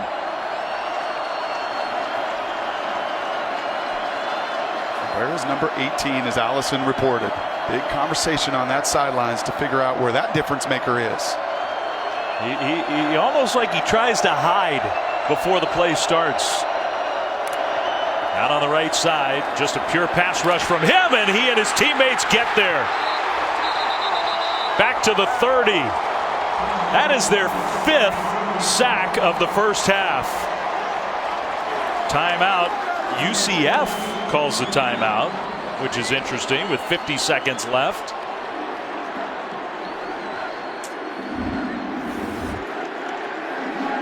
Can I remind you again, 21 on the entire season? And look at big Braden Smith. That doesn't happen. That is the most powerful offensive lineman, Braden Smith right there, the right guard. He is driven backwards, and it's an ideal rush. You're squeezing from the outside. You've got no room to step up. You're suffocated in that pocket. I'm sure Auburn fans are like, man, this feels like Clemson a little bit when they sacked you 11 times to begin the year. Thought you'd figured that riddle out a little bit. And I certainly did not anticipate the Knights being able to really impose their will from a pass rush standpoint, something they've not done largely all season long. Now Daniel Carlson will be out to try his third field goal of this first half. He's 1 for 2, missed one from 53. This one 47 yards, middle of the field. You expect him to make these with his leg and accuracy.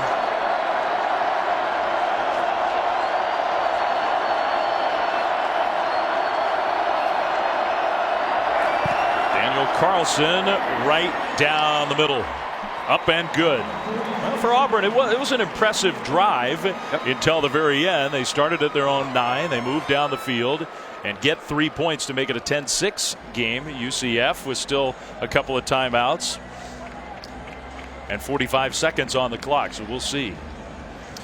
By the way, earlier today, Chick-fil-A and the Chick-fil-A Peach Bowl proud to donate $100,000 to the general scholarship funds of both Auburn and UCF.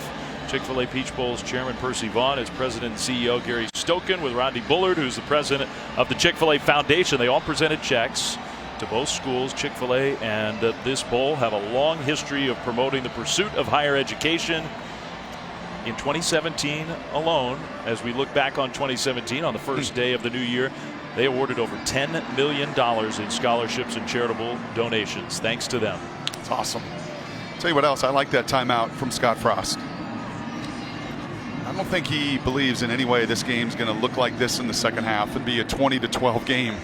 And he's going to have to maximize possessions with Auburn getting the ball to begin the second half, and that plays into your mindset and who you are. You're the #1 scoring offense in America at 49 a game. He's not going to take away or diminish any possession. Took that timeout. More than enough time with still 2 of those. And remember, so far, Brock, they have kept the ball out of the hands of Hughes on the kick return game with the touchbacks. They will try to do that again here. 75% on the season. That should not be a surprise in a perfect environment to kick. Hughes itching to get a chance. He's brought 2 of them back this year for the Knights. And this one, borderline, and he is going to bring it out. And here comes Mike Hughes. Hughes with that quickness outside the 25, gets to the 30. Took some seconds, but a little extra field position for UCF. Extra yard for teachers, the College Football Playoff Foundation's primary initiative. Mission to elevate the teaching profession by inspiring and empowering teachers. This season, teams, players, coaches saluted teachers in their local communities. Hosted, honored them in stadium ceremonies. That'll continue through the New Year's 6 bowl games. For more information, go to cfp-foundation.org. Thank you to all of our teachers out there. We do not take you for granted. I'm the son of a couple, and I know the impact that they can have in communities all over our country. Happy New Year, Mom and Dad. All right. 38 seconds to go, first half. See if Milton and UCF, they're going to be aggressive here, it looks like. Got to be careful. That throw incomplete. Another low throw from McKenzie Milton, who is just having a terrible time of it, despite the fact that his team has the 10-6 lead. And despite that, he's getting good enough protection. He is. We figured if things were going to go wrong for that guy, it would be because he just didn't have any time, a la Sam Darnold. You saw him the other night in the Cotton Bowl where he just couldn't set up. That has not been the case for this kid. Stidham's the one who's been sacked 5 times. The group from Auburn has played somewhat conservatively, but as impactfully. Milton back to pass, steps up. It kind of opens up in front of him. McKenzie Milton with that speed will get close to midfield, pushed out at the 45. That stops the clock, saves those timeouts. 27 seconds to go here in the first half. I think sometimes those D linemen get used to watching, as you're seeing Matthew Wright warm up, get used to watching all this tape, right? And seeing this little quarterback run around and make plays. And sometimes they're taught, stay in your lane, make sure you don't let him get out. Those guys on that D line need to turn it up. Matthew Wright, the kicker, getting ready. That one well delivered, and this time his receiver hangs on. Traquan Smith with the catch into Auburn territory. Clock stops to get set up for the first down. UCF hustles up there, trying to get lined up. They do. Are they going to clock it? No, they're letting the clock wind and going to run a play. Pressure comes, throw over the middle, incomplete. I don't know if the tight end saw the ball. Jordan Akins. No, I don't think he did. I think he was looking for a little penalty there, and that was one of the first times Kevin Steele has really heated that pocket up. He's not had to on Milton. Well, McKenzie has escaped a few times from that pocket. But not a whole lot of blitzing. And Kevin Steele does not want to blitz this group. He does not want to leave those little guys out in some space in one-on-one matchups on safeties and linebackers. 2nd and 10. That one was costly. That cost UCF almost 10 seconds, and it was incomplete on the back end. Milton in the pocket, going to run again. Milton, can he squirt through? Diving forward, takes a hit inside the 30. They're going to spot him down at about the 29-yard line. Scott Frost rushed out onto the field to take a timeout. While we have a moment, let's check in studio with Cassidy Hubbard. Cassidy? Thanks, Dave. Michigan looking to keep the Big Ten unbeaten this bowl season, taking on South Carolina in the Outback Bowl. And Karan Higdon, 16-yard tightrope run, gets him down to the 1. That would set up a touchdown. It's 16-3 Wolverines over on ESPN2. Dave, Brock, Allison, back to you. All right, thank you. Man, that Big Ten. What a bowl season. Holy cow. I tend to downplay a little bit what you can take away from bowl season games. When it's that extraordinary. When it's that extreme, I think it tells you something. And probably on the other end with the Pac-12. Yes. It's dreadful. 1-8, and Big Ten looking to go undefeated. How about the best offense today for the Knights? And when you're the #1 scoring offense, you typically find unique and different ways to get it done. If you would have told me that Mackenzie Milton would be 3 of 17 for 30 yards, I would have said, uh-oh. A disaster. But he's compensated by rushing 7 times for 83 yards and given his opportunity and given his team and offense an opportunity here with a field goal before half. With no timeouts, just can't risk another play. So this will be a 45-yard try for Matthew Wright, his long this year, 47. This kick is on the way, and it is good. How about that? UCF, remember, they used a timeout on defense when Auburn was in scoring position on the other end to give themselves a chance, and that worked out pretty well. The final play of the first half is 3 points for the undefeated Knights. Whatever it takes. Typically you get to 12-0 because over the course of the season you found many unique and different ways to win, and they certainly have. So the teams head to their respective locker rooms, and the Knights have to be feeling pretty good, all things considered, about how this one has gone. Scott Frost down on the field with Allison, our AT&T Field Pass. Thank you very much, Coach Frost. We've seen your quarterback, Mackenzie Milton, pick up yards running the ball. How can you help him find more of a rhythm passing it? You know, I think he just had some nerves early. He's missed a couple that he doesn't usually miss, but he'll come back out and settle down in the second half. Sometimes running and getting hit a couple times loosens you out. Speaking of getting hit, your defense doing a great job. 5 sacks so far in the first half. What's been the key defensively? They're playing hard. These kids play hard for each other. I think they wanted to prove we belong in a game like this against a team like this. Scott, thank you. All right, thanks, Allison. Thanks, Scott Frost. What a half for UCF, trying to stay undefeated, the only undefeated team in college football, the underdog in the New Year's Six. The so-called little guy up against a powerhouse program from the SEC, and UCF looked like they belong on the turf here in Atlanta. Reese Davis, Desmond Howard, Jonathan Vilma from Pasadena. Halftime coming up after this break.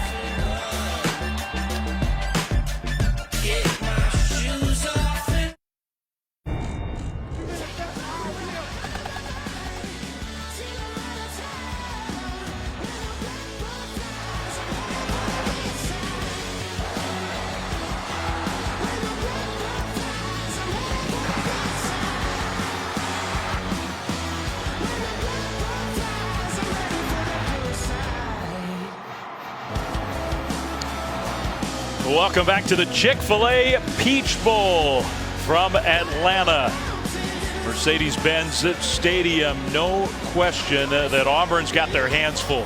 The Tigers out of the SEC against undefeated UCF, and Auburn is down as we start the second half, 13-6. The Knights have the lead. Auburn will get the football first. They're down, Dave, but they've been sacked 5 times. They have not had any explosive plays. They've not played their style of ball at all, and yet they're down 7. And I'm sure it was a bit emotional in there, and Gus is going to challenge his big people, but when it's said and done, they've dominated time of possession 21-9, and they got to get back to playing their brand of ball. A returnable kickoff here to start the second half, and a little stutter step move out into the open field. along the left sideline. Auburn with the big play in special teams. Noah Igbenegini, the freshman. That's a start for the Tigers. And you could hear it from the first crack of that helmet on that block. That set the whole tone. That was the initial lane right there, and then the hesitation. You see Carrion do that as a running back. He will just slide into that crease, and there you see some of the playmaking. And a game-changing, explosive play that this team and this environment and I think this fan base sitting here really needs. 71-yard kick return. The special teams has been a disaster for Auburn in this game until now. A first down for Jared Stidham and the Auburn offense in a great spot to start the half. Kerryon Johnson goes down at the line of scrimmage. Guess who? It is so cool to watch this guy. And I'll tell you, obviously that's Shaquem Griffin. And to hear the defensive coordinator yesterday say to us, he'll live on with us forever. Yeah, we're going to move on to Nebraska, the whole staff is. But we have so many practice clips in our archives that we carry with us and we will carry forward. And to hear them say we will never, ever have a practice player like Griffin, that resonates. Not have never, will never. There will never be another guy like this. On second down and long, Griffin rushing the passer. Stidham, touchdown! A penalty flag thrown, but Will Hastings hangs on. And maybe targeting at the end of that play. But he hung on to the football, and Auburn is in the end zone for the first time today. A little Milton-esque, buying a little bit of time, having the eyes up, and you see it right in front of him. Hastings coming down the field. Yes, I think there's no doubt they're going to take another look at it. The concentration, Hastings takes his eyes off for just a moment to protect himself from the contact there and secure the touchdown. The play is a touchdown. During the play, personal foul, targeting, defense number 23. The ruling of targeting is under review. And of course, they will review it. Trey Neal is one of UCF's best players. Yeah, he's their big hitter at safety, and he's trying to do his part. He sees everything happening. He can see the scramble drill and Hastings take it up the field, so he's trying to separate as best he can one receiver from football. It looks like it could be to the back shoulder plate. I think he may. Yeah. They may pick that one up. You know, you watch it real time, it looks like targeting. You watch it like this. Yeah. I think there's also a question about whether he actually made the catch, and I think the replay officials can look at both things here. So did he secure it? I don't think that's targeting personally. I do think he held onto the ball unless there's something we're not seeing at the very end. You've got to give Trey Neal, and any defensive player sitting at their couch right now on New Year's Day is saying, what do you want that safety to do? What do you know, yeah. I get it when we have seen, and I know the rule, and it has changed the strike zone, and it's been awesome for college football because it's got guys to change their strike zone. But you're asking that guy to separate the receiver in real-time speed there from the football. Yeah, I agree with that point. Now, they will also look at whether or not Hastings, when he turns up the field... Did he go out of bounds? Well, is he forced out of bounds? I think he might have stepped on the sideline there. Yes, but he can come back in and be the first to touch it if that judge deems that he is pushed. And was there a shove, and was that the impetus to push him out of bounds? You think he was? I guess there's a lot going on this replay. Did he catch the ball? Was there targeting? Did he go out of bounds? If he did, was he forced out of bounds? Was he in is the first question before you move on. I think it's going to be that right foot there about the 12-yard line would be the foot in question of whether or not he stepped out of bounds.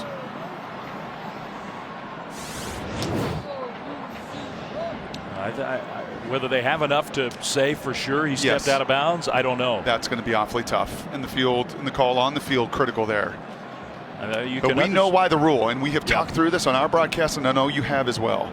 That rule is put in place that if you launch yourself into enforceable contact to the head or neck area, or you use the crown of your helmet, and to me, he's turning to use his shoulder, and he's, and then the receiver's going down, and he's hitting him in the back nameplate. I think he used his shoulder. I don't think that's targeting personally. They did communicate to our truck that the catch is going to stand. So they've gotten through that part of the replay. Now they're looking at the targeting aspect of it. They had 3 different things that they had to go through on this one play. It's critical. I mean, this is the big play that Auburn so desperately needed. This is your strong safety that can cover, that can hit, that can really be a difference maker. That is a strong tie on New Year's Day. How about Will Hastings, by the way? He walked on at Auburn, not as a wide receiver, as a kicker. He was a walk-on kicker who has turned himself into a good player for Auburn on offense, and he's got a touchdown in the Peach Bowl. Yeah, but he's also their quickest player. In digging in a little bit, it was fun catching up with Cole Kublik, who's on the sidelines for the radio call, the former Tiger. I don't think that guy's not a tremendous athlete. The fastest 3-cone drill and eye test, and he's been a difference maker. He's really grown with Stidham over the course of the season. And I know this is a tough call, but you got to give a defensive player some latitude. There were 2 aspects of the play to review. The ruling on the field that the receiver stayed in bounds stands as called. The play results in a touchdown. There is no foul for targeting. Good. Number 23 is in the game. Good. So now you got cheering, booing, cheering. And nobody knows what to do. The bottom line for Auburn is they needed that badly in the kickoff return, and then the big play through the pass game was Stidham to Hastings. Yep. They're an extra point away from tying it up. Not even a minute into the second half. That was a big time play on both ends.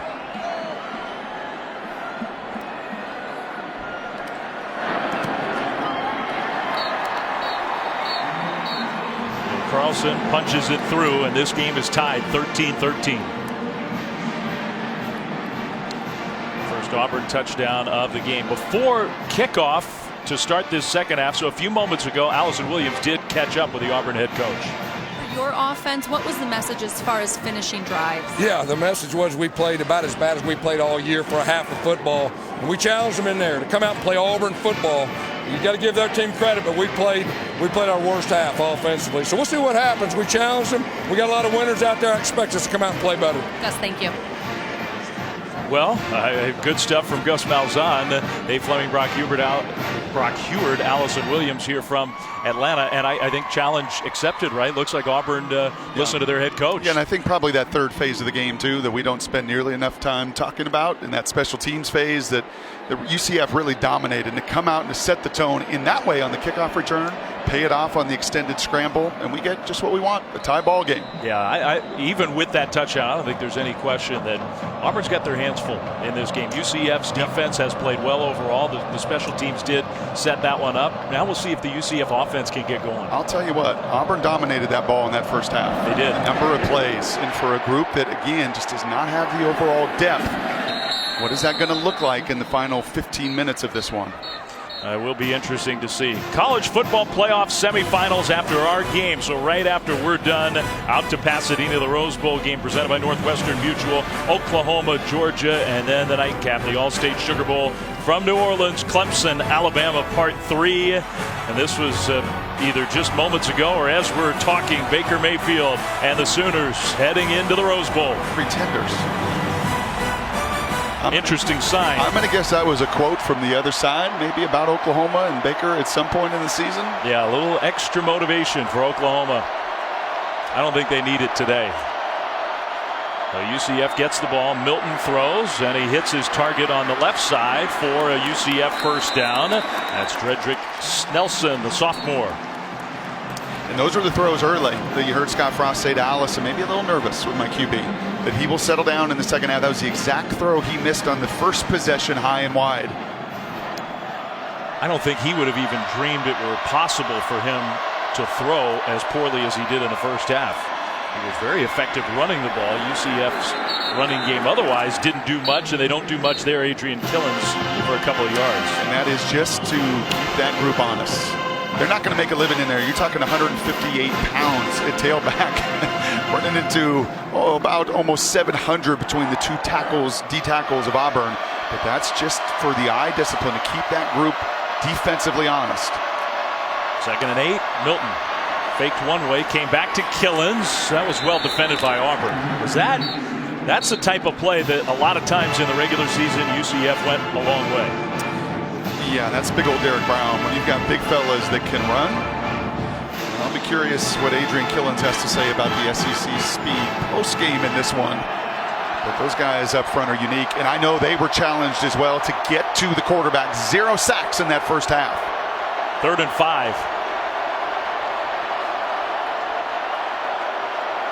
Maybe showing a little pressure here. They didn't pressure much with extra rushers in the first half.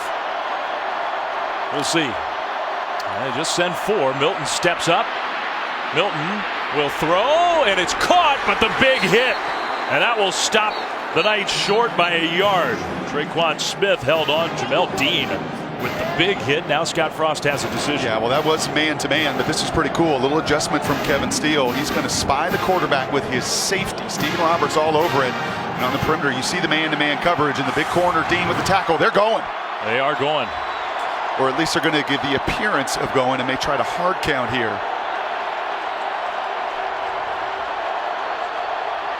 4th and 1.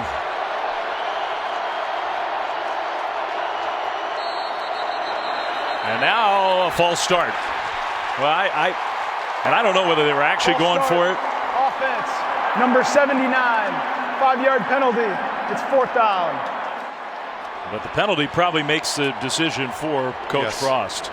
And that's big Chavis Dickey there, the senior, 340 pounds. And when you flinch, everyone notices. No hiding Chavis Dickey. Yep. It wasn't a much there, but just enough. And 57 Davis, the middle linebacker, he wasn't going to miss it. Well, a big return on the kickoff for Auburn. Set up the touchdown that has tied it. Now Loudermilk will punt it to the Tigers, and Stephen Roberts. Fair catch inside the 20. That's where the Auburn offense will have the ball for a second time in this second half. Tigers trying to turn this game around. Stidham and company on the field when we come back.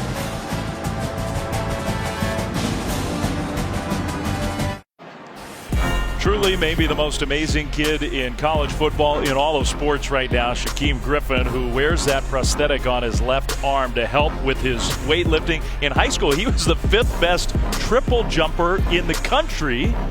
He came as a safety, hardly played. This Scott Frost coaching staff took over and said, we got to get this guy on the field. He is a film junkie in the preseason. That was a mattress. He lived in the film room. He slept there every night. He studies, he works like nobody those coaches have ever been around. And he, by force of will and a lot of athletic ability too, has turned himself into a heck of a player. He and the UCF defense back on the field, and overall, the Knights defense has held up well against this Auburn offense. Yeah, there just has not been the space for Kerryon Johnson. I love the commitment to it. That's 17 rushes now for 60 yards. They're not deviating from who they are, but you have just not seen that lane that Kerryon is so used to. He's got one run where he bounced outside, but it's been some hard yards today. Healthy coming into this game. He was not healthy on this field in the SEC championship against Georgia.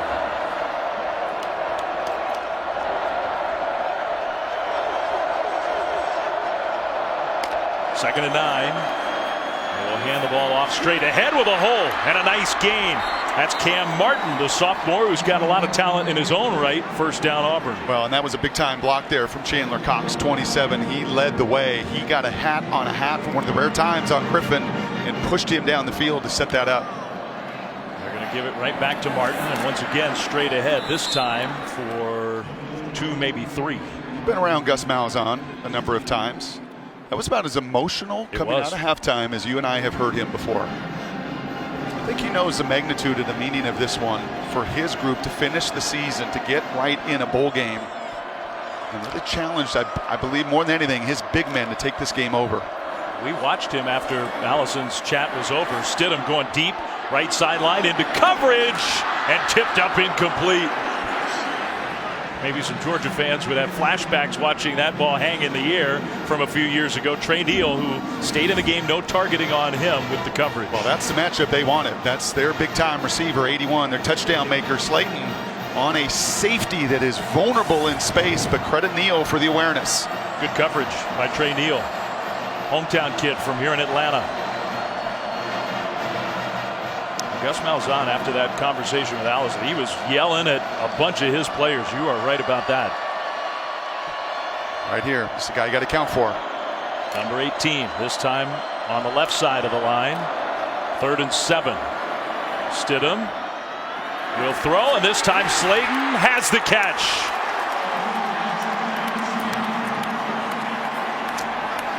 I'll tell you, Slayton did an excellent job, sorry Dave, of giving Stidham some room. And Stidham has been sharp. I mean, he's 18 to 24, and he gives him just enough room. See that? He's not cut off to the boundary, so that throw could take him. So many times receivers just run. They just run themselves out of bounds. They give you quarterback no room to throw it. Very well done by Slayton, and yet again a precise throw from Stidham. That's a big one, almost 30 yards for the Auburn first down into UCF territory. Cox, the fullback, motions into the backfield. Kerryon Johnson gets the ball, spins off of one would-be tackler, tosses another one aside. Flag is thrown. Now he goes down. I thought there was a flag. It could have been a piece of equipment that just flew up in the air. I think there is a flag. I guess not. Something flew up in the air and it looked like a penalty flag to me. Pads, mouthpieces, wristbands. Instead, it's just a loss of 2 for Kerryon Johnson. Yeah, people wonder, a little with Saquon Barkley as well. Kerryon, people wondering if he's going to play in the league next year, if this is going to be it, and what and how much want to he'd have. I think that run pretty representative of his effort all afternoon. He could have tapped out of this game too. He was not healthy in that SEC championship game. He wanted to play. Stidham throws. He's got the fullback in the flat for a big gain. Cox inside the 25. His second catch of the day. Yeah, six touches in the first 13 games, so why not? Why not pay off the guy that really set the tone here, I think, on this drive from a run standpoint first. This is going to be a run right at him. This time Cox as a lead blocker. That's his normal role, and he put a big block on to help Johnson get 8 yards. Ooh, Mr. Davis, Titus Davis, hello. That was the tackler that he threw off, and that time Kerryon running right through the outside linebacker. These plays could start to stack up on this night defense. Auburn's offense looks totally different. 2nd and 2 to Ryan Davis. Nice cut inside the 10, inside the 5. 1st and goal, Auburn. This is their rhythm. Josh Heupel was talking about the rhythm struggles for UCF in that first quarter. Long sustained drives couldn't finish it. That kickoff return, the touchdown to pay it off, and now in the red zone. We get the ball snapped quickly. Johnson, touchdown. Auburn back ahead.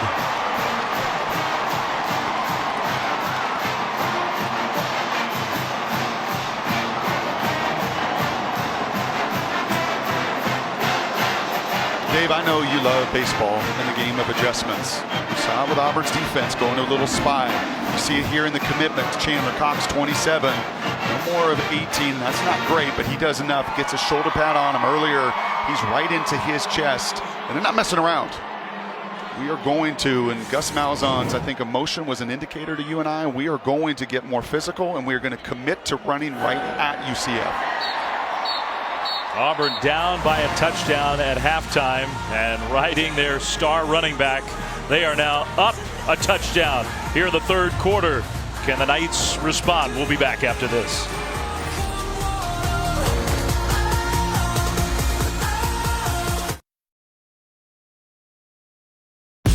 It was a slugfest, a defensive battle.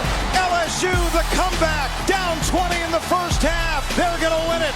Number 1 goes down, setting up the mother of all Iron Bowls, part 2. Carry on, there's the jump pass, Gary Cole, touchdown.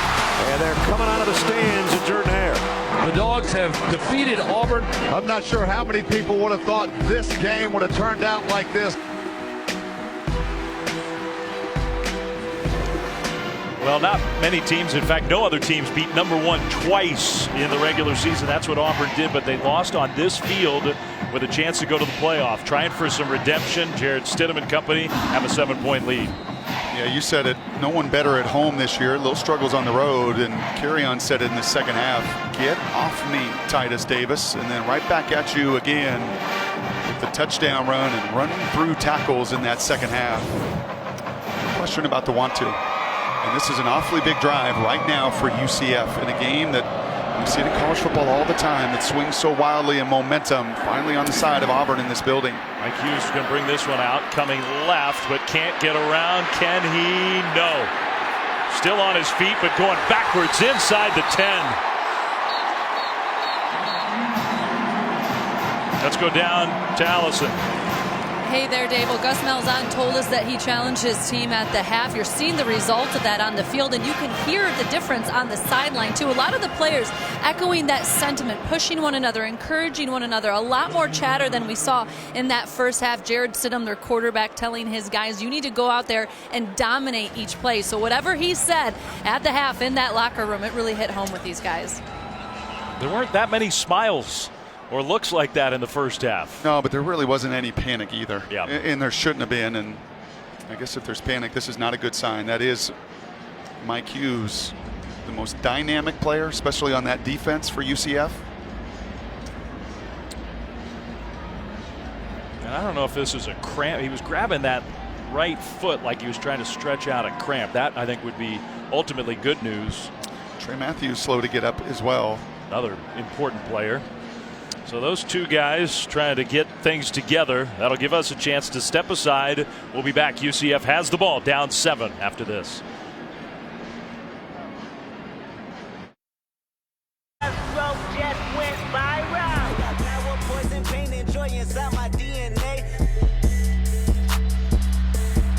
Hey, speaking of that, by the way, our aerial coverage provided by Goodyear, watching over the hard work and determination of limp-worthy athletes for over 60 years. Goodyear, official sponsor of the college football playoff. They are getting the stage, the Fan Fest area, already just outside this Mercedes-Benz Stadium, where 1 week from tonight, the national championship game will be played.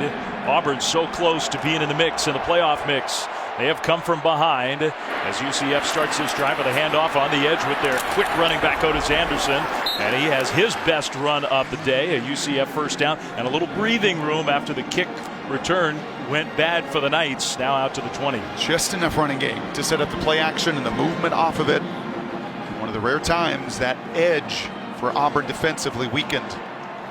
Otis Anderson, a little guy, not related to the great Miami running back and Pro Bowler from Jacksonville, just a true freshman. He is talented. Kenzie Milton, can he get the pass game going? Play fake, pressured, and nobody was there. He was trying to hit Snelson coming across. He got caught up in some Auburn defenders. Yeah, that's a little screen pass. Yep, and Scott Frost continuing to say, hey, they're grabbing my guys on some of those screens, but they can do that. A better job there by Auburn defensively reading and recognizing what's happened in front of them. How well has Auburn defended those screens in this Very game? well. Really well.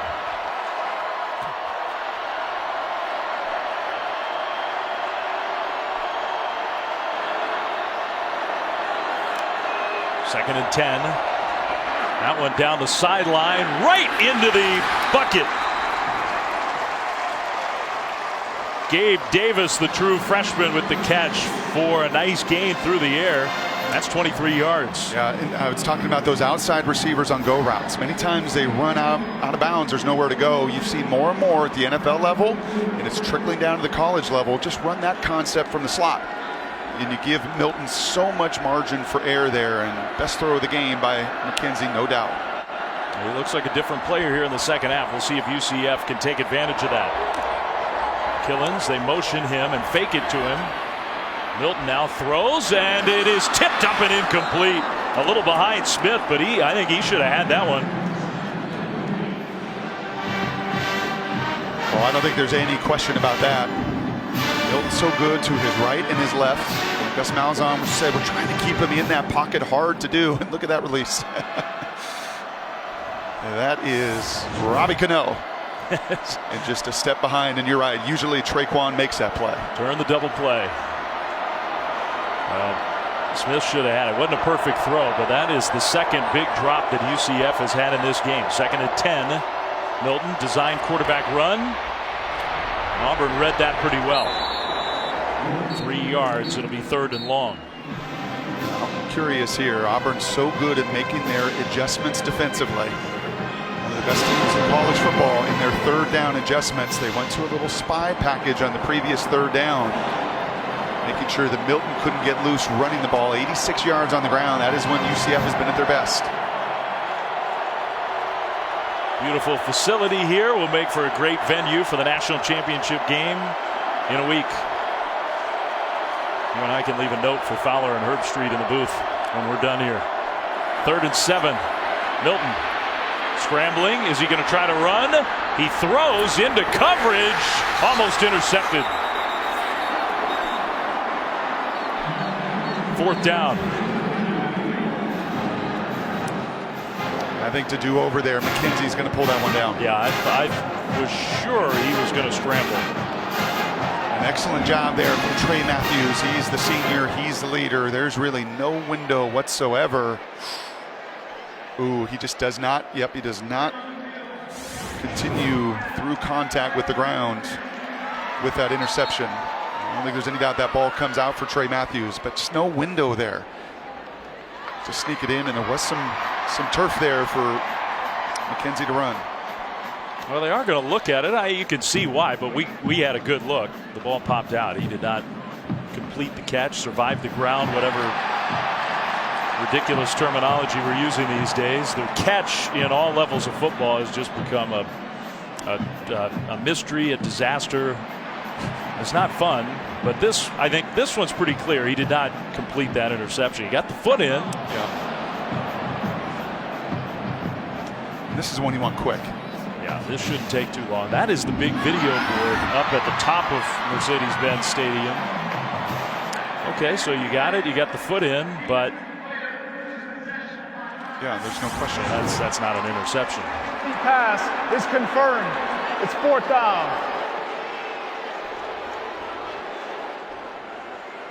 On 4th down, Auburn's defense does come up with the stop, though, and the momentum has totally changed in this game. UCF back on their heels. You got a fake in you? This would be the part of the field. It is 4th and 7, though. Whatever it is, if it's a fake, I don't think it's going to be Loudermilk running it himself. He doesn't look to be totally equipped for that. Fair catch at the 17. Well, the Auburn offense has revved it up. Georgia trying to rev their game up, getting ready for the Rose Bowl in Pasadena coming up when we are done. We'll be back here to Atlanta right after this.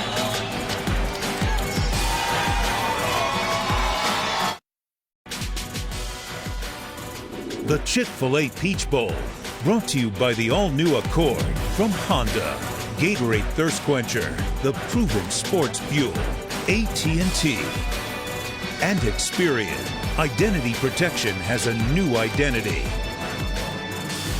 Players and coaches from UCF did a very good thing this week leading into this Chick-fil-A Peach Bowl, visiting the Scottish Rite Children's Hospital, signing autographs, meeting the kids. A lot of smiles all the way around.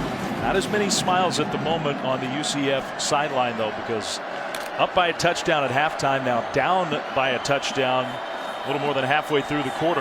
Little pitch play. That is Cam Martin for a positive gain on 1st down. Adjustments. This speaks to the coaching chops of Kevin Steele defensively, Gus Malzahn, Chip Lindsey offensively. Come out of halftime, try to get a feel for what that opponent is doing. You've seen a little bit of spy, you've seen some change-ups defensively, and a whole lot of commitment to running right at UCF in the second half. And that speaks well to their coaches. Martin, left side, got drilled. Barely got back to the line of scrimmage. Rod and Griffin together. Big 3rd down for UCF's defense.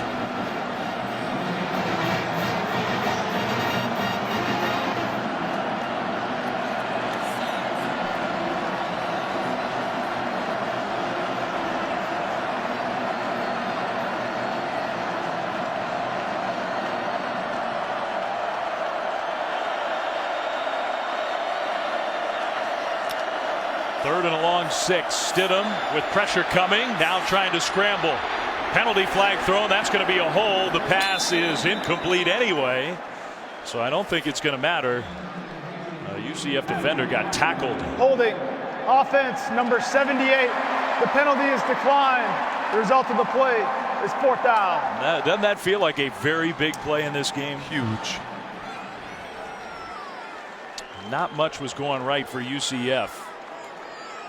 And nice to see if you're UCF, your most dynamic playmaker as Garrod drew that penalty. Mike Hughes back on the field. I think you were right. Yeah, and Hughes is not going to be. Oh, it is not Hughes. No, it is not. Chris Johnson. It's a step back, but Chris got his opportunity. Yeah, and it does take away a great playmaker. Auburn shifting the formation. UCF, just in case, trying to match up with everybody. They are not faking. They're going to punt the ball away. That one is going to bounce on the turf. Stay in bounds for some extra yardage for Auburn, all the way down to about the 35-yard line. While we have a moment, let's check back in studio with Cassidy. Thanks, Dave. Let's check in on the Outback Bowl. Michigan and South Carolina. Jake Bentley, 53-yard TD pass to Shi Smith. The Gamecocks scored 20 straight points to take their first lead of the game, up 23-19 in the fourth over on ESPN2. Dave, Brock, Allison, back to you. Wow, that one totally turns around. What a win that would be for Will Muschamp in South Carolina in the SEC.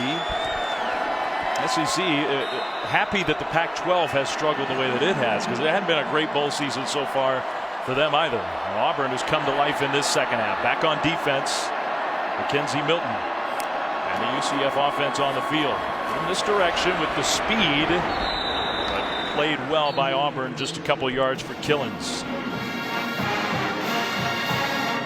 You just not felt that speed, have you? I mean, you just haven't. You watch the tape against South Florida or against Memphis, you see the explosive plays, the game-changing plays against a group, and Scott Frost knows it. It's at every level. It's the big fellas in defense. You see the safeties flying all over the field. The linebackers can run. It is the overall team speed that can be overwhelming. 2nd and 8. Milton hands it off. Otis Anderson tackled behind the line of scrimmage. Marlon Davidson from the other side. It'll be 3rd and long for the Knights. And Kevin Steele, this is a masterful job against the #1 scoring offense in America. 49 points a game for UCF coming into this game. Buttoned up here in the second half. Davidson standing up as a pass rusher. And Milton's been a lot more accurate in the second half throwing the ball. I figure he's going to need to throw it here. Pressured immediately, got rid of it, and it is caught in traffic by the tight end Jordan Akins. That's a big play. Milton had a defender right in his grill, and he put it on the money. Now, Milton had in his face. Jordan Akins had Trey Matthews right in his hip pocket here. You see the little mesh route there, trying to create just enough space, just enough window to fit that ball in between the two senior safeties. 26 yards. Anderson gets the carry, tripped up after a yard or two. It's a cool little wrinkle right there. And those are just the littlest of details that Nebraska's awfully fired up to bring Scott Frost into their program. Just that little nuance, right? And that release to just create enough separation. Not all those numbers, by the way, on Milton passing downfield. He has not had a ton of help. This one he checks down to Anderson, who got a foot inbounds for some positive yardage. That feels big. 3rd down and about 4 coming up. He looks like much more like the player who was one of the best players in college football all season long. Did not have a great first half throwing the ball.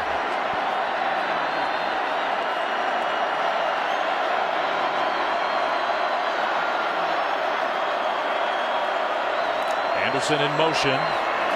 Milton steps up with time. Now throws back across. Complete inside the 15. Another UCF first down. Traquan Smith didn't drop this one. You usually tell quarterbacks don't throw it back across your body. That's rule number 1. But when you get the ball out this quick, look at this. I mean, he just, once again, is just slinging it. There's no windup. There's no extended. He just has such tremendous body control and balance, and he just flicks that once again between 2 defenders. 18 yards, play fake. Screen with blockers. Anderson pushing. Touchdown.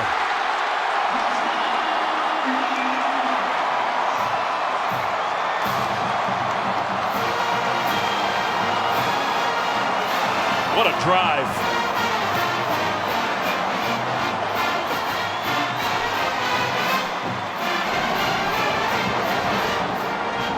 They are going away.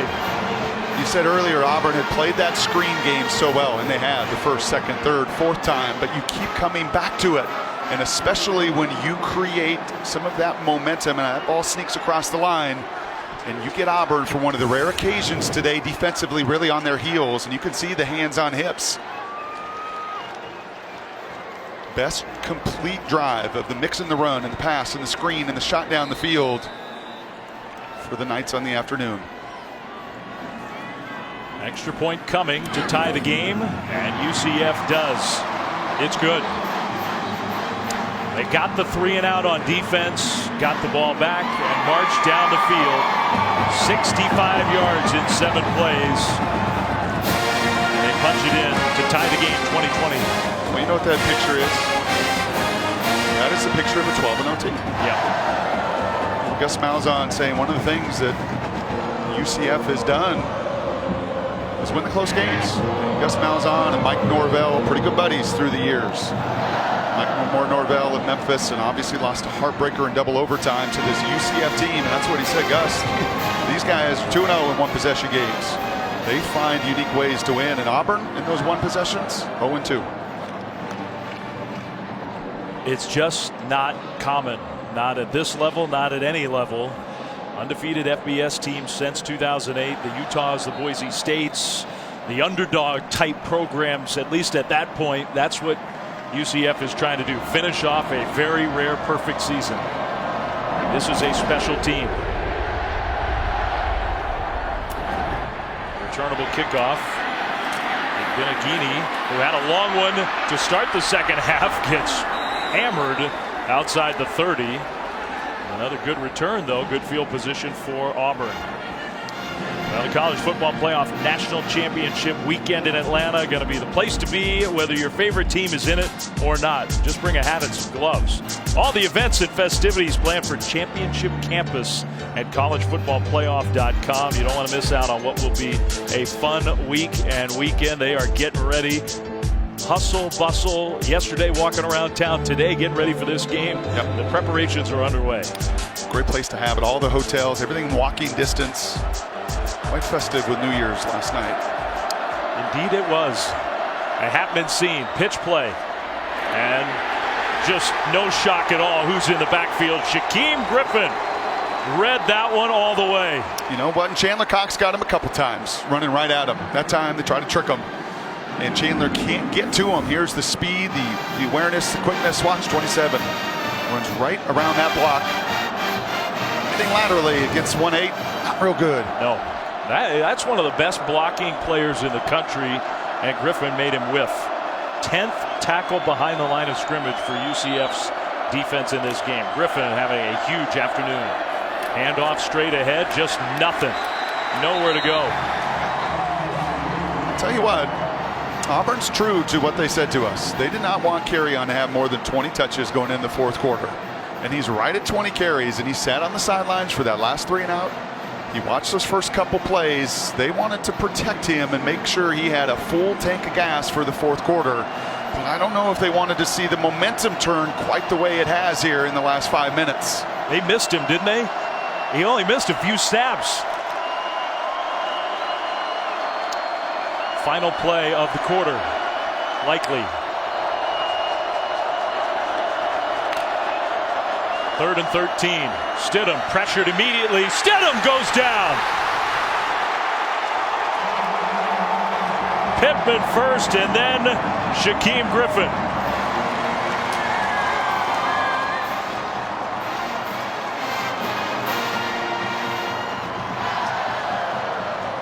Spies come in all shapes and sizes. They can sometimes be linebackers, sometimes safeties.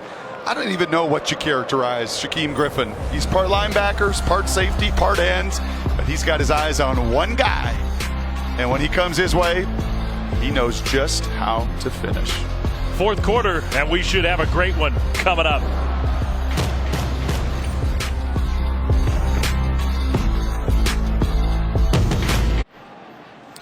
Man, do we have a good one here. This is the Chick-fil-A Peach Bowl on New Year's Day 2018. And from Atlanta, UCF, the upstart underdog story in the New Year's Six, and going toe-to-toe with Auburn, 20-20 as we start the fourth quarter. Dave Fleming, Brock Heward, Allison Williams. Punt pressured from the Tigers. Hughes back to return, and he'll go out of bounds. It'll be good field position for the UCF offense. Our Capital One impact performance, and no doubt who this is. Kind of like coaches will put game plans together, and you never know how it's going to work out. We had a plan to highlight Shaquem Griffin because he's such a marvelous story, and he's more than paid off this plan. He's been so dominant, and you just marvel. I was watching it practice on whatever day that was, Saturday, just watching him work in the multitude of talents that he brings as a rusher and coverage. And just the Energizer Bunny. And it infuses everybody around him and infects everybody around him with how much fun and love he has playing this game.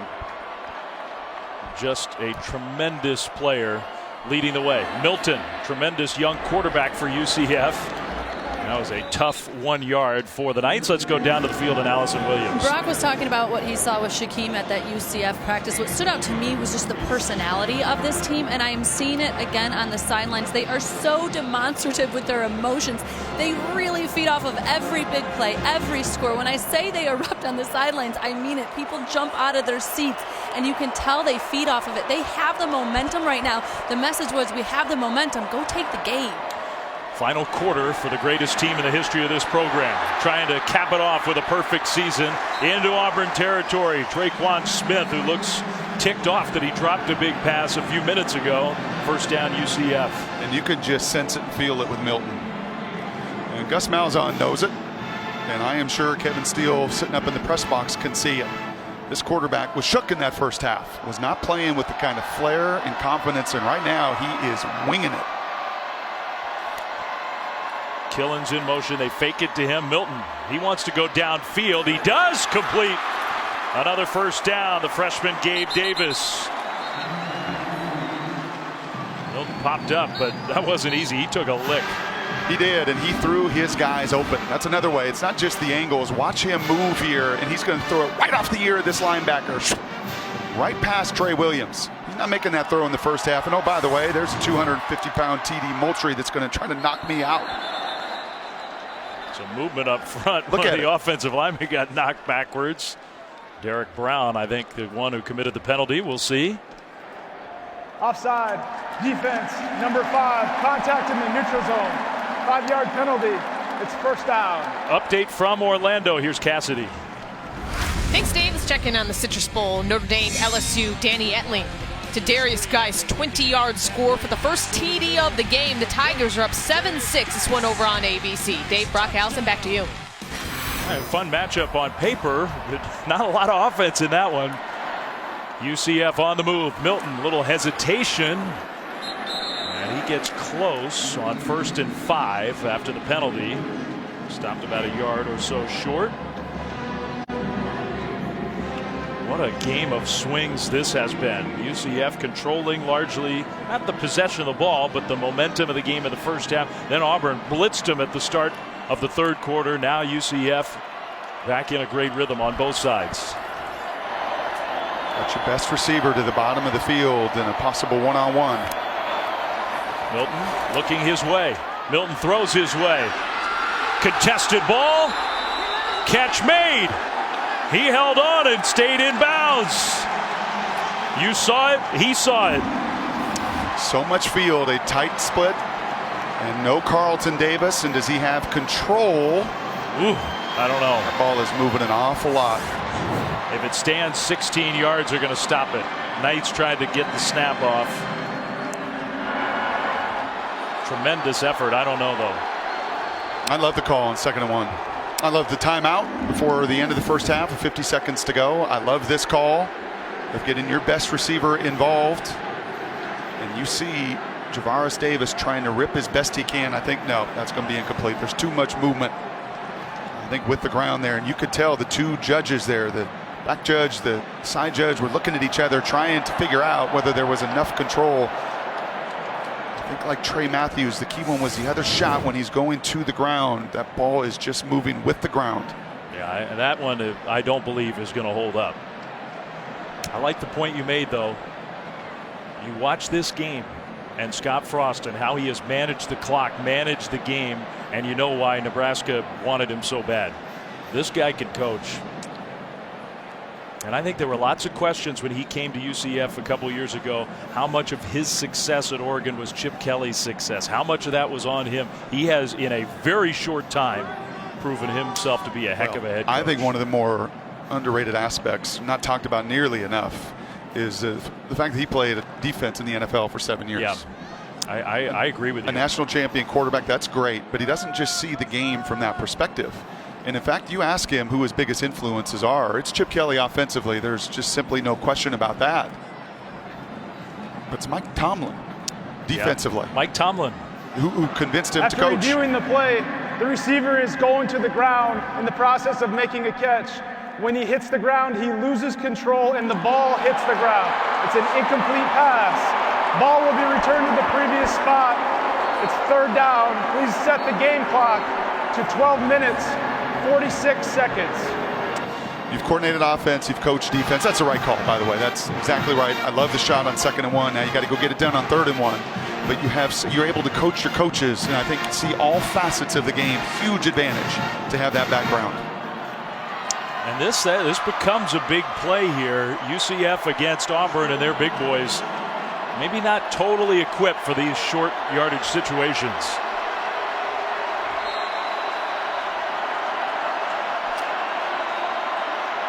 They will empty the backfield. Maybe Milton will keep it. 3rd and 1. He will. Milton. 1st down. And all the way inside the 10. You see him put his head down?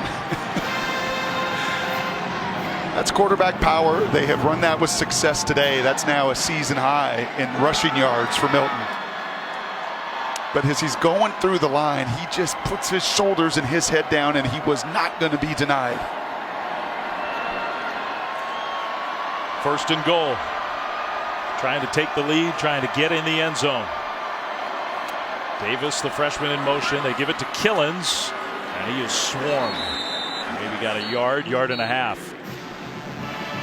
Watching a little of their red zone practice, this area of the field on Thursday.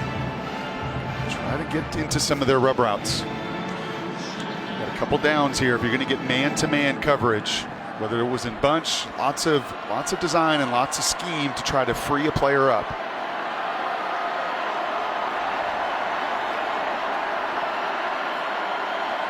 Tie game, 4th quarter, 2nd and goal. A little fake reverse. Milton, almost like a basketball player.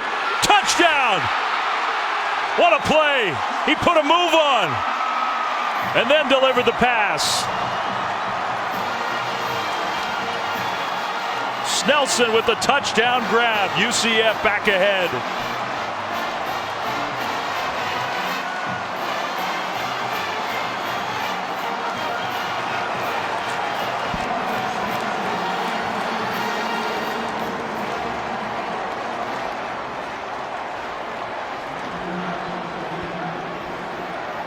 That was tremendous.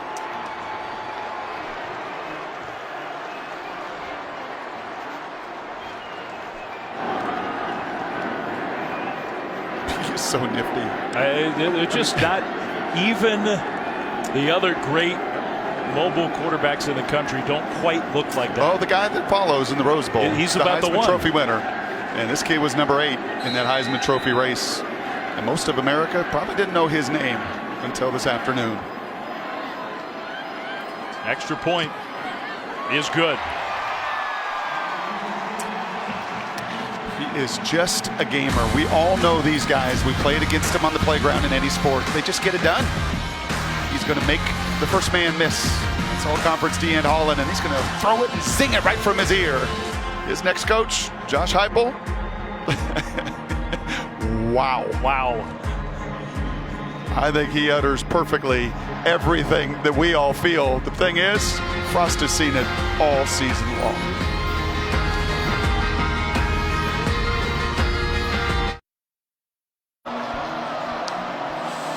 Aerial coverage provided by Goodyear. When Mother Nature blitzes, you'll need the very best traction on and off the field. You'll need weather ready. Goodyear, more driven. That shot, as beautiful as it is, does not capture the excitement right now inside this stadium. It is rocking.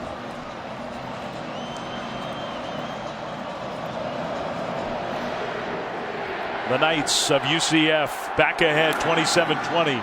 Now Auburn's going to need an answer, and maybe it can come from the kick return team. That has been a spark for them. Out to the 25. This was during the timeout.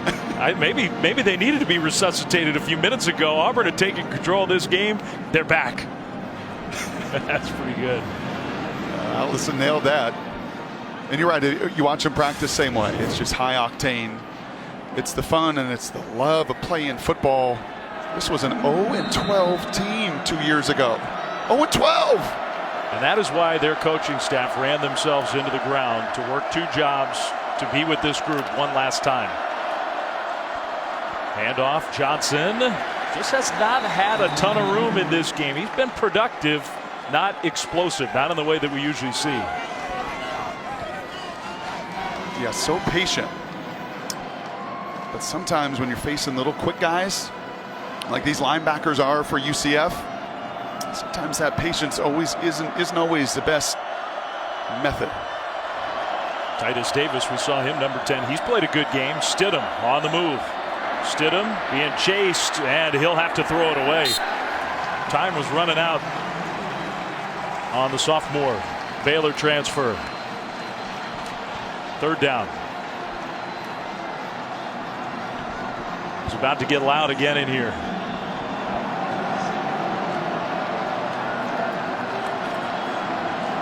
They just cannot wait for their coach.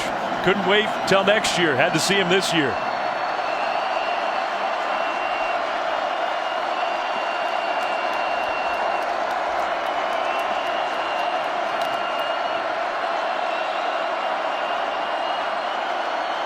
Play clock winding down.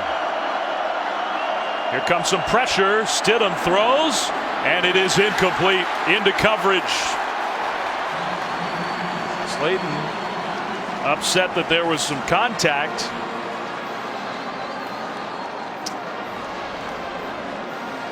Griffin a little slow to get up, but he's the guy who was in the backfield. That's yet another 3 and out. The last 9 plays, Brock, for Auburn, 9 total -5 yards. They're going backwards. Just when it looked like their offense had found the rhythm and taken over this game.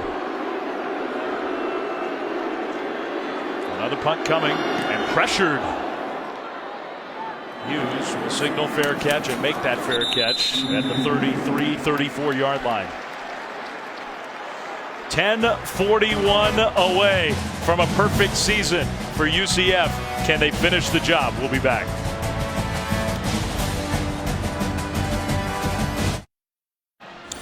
Back in Atlanta, time for our all-state, all-hands-in play, or in this case, plays for the UCF quarterback.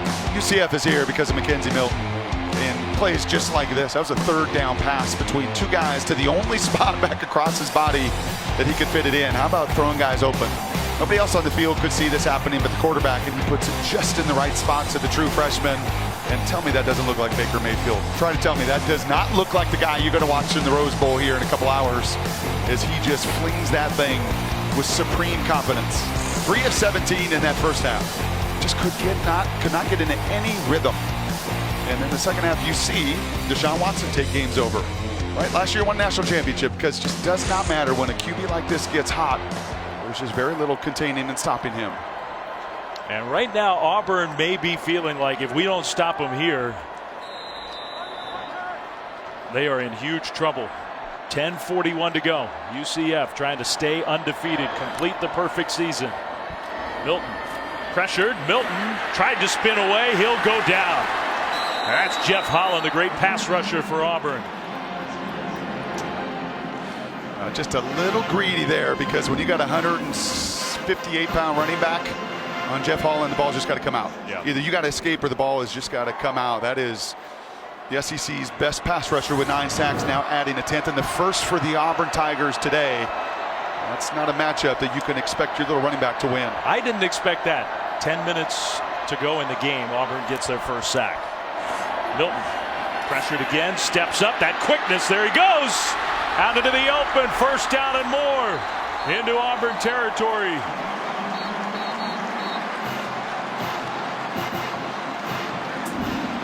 And Kevin Steele knows it.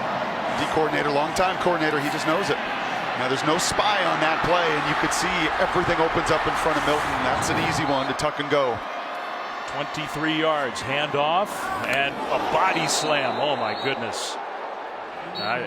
Thank goodness Adrian Killens just got up.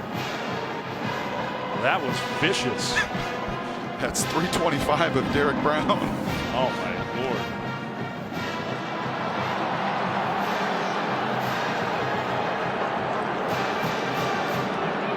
Yikes. Yeah. UCF fans are unhappy, but unhappy about what? The DDT. 2nd and 10. Milton, pressure picked up, down the field, and caught! Perfect pass! Traquan Smith. I don't think there's any doubt about this one.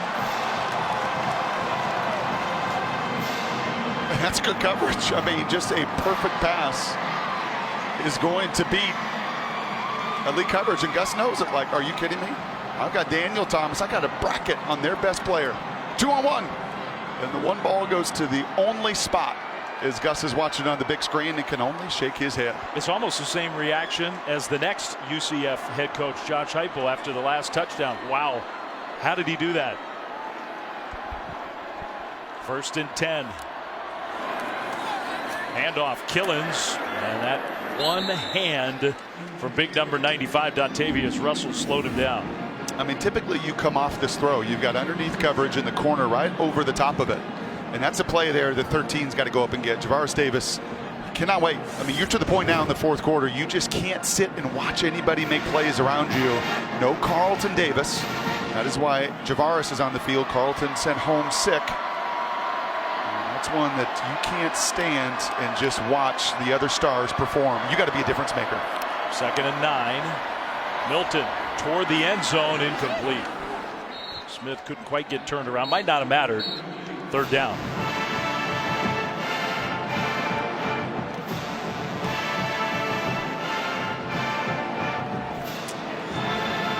It'd be a little more fun calling plays when the QB makes anything work. Yes, it's a good position to be in. And Scott Frost told us he saw it in Mackenzie Milton when he first saw him at one of those tryout camps, just an audition for a high school kid who wasn't recruited by anybody else. Play clock down to 7. It's the rub routes. And that one picked up off the turf, a lucky bounce. Anderson inside the 10, stopped short of the 1st down. That could have been a disaster for UCF. Auburn holds the Knights to what presumably will be a field goal try. You got to take the points. And there's been no gimmies here in the Orange Bowl. You called that game on the radio, a big miss by Bagley in the 4th quarter, the USC game. Right, to try to cut the 2 scores. Yep. They missed a gimme field goal. Cannot take these for granted. Well, this one with heading towards 7 minutes to go would make it a 2-score lead for UCF. Matthew Wright, 2 for 2. He's looked solid. One of the most pressure kicks of his life. And it's blocked! The Auburn special teams. Coach Malzahn knows how big that was. Huge. 3 New Year's 6 bowls, 3 awfully large field goals in 4th quarters have come into play, maybe foreshadowing something to come in the Rose and Sugar later. Was it Derek Brown? He had the body slam a few plays earlier. He gets the big left hand up there and swats that one away. Auburn is going to get the ball back and only down by a touchdown. That was huge.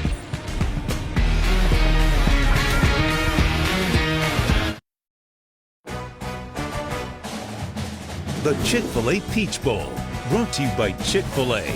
Party season is Chick-fil-A catering season. Order now. Northwestern Mutual. Spend your life living. And Nissan, premier partner of the Heisman Trophy. Basically next door, the College Football Hall of Fame.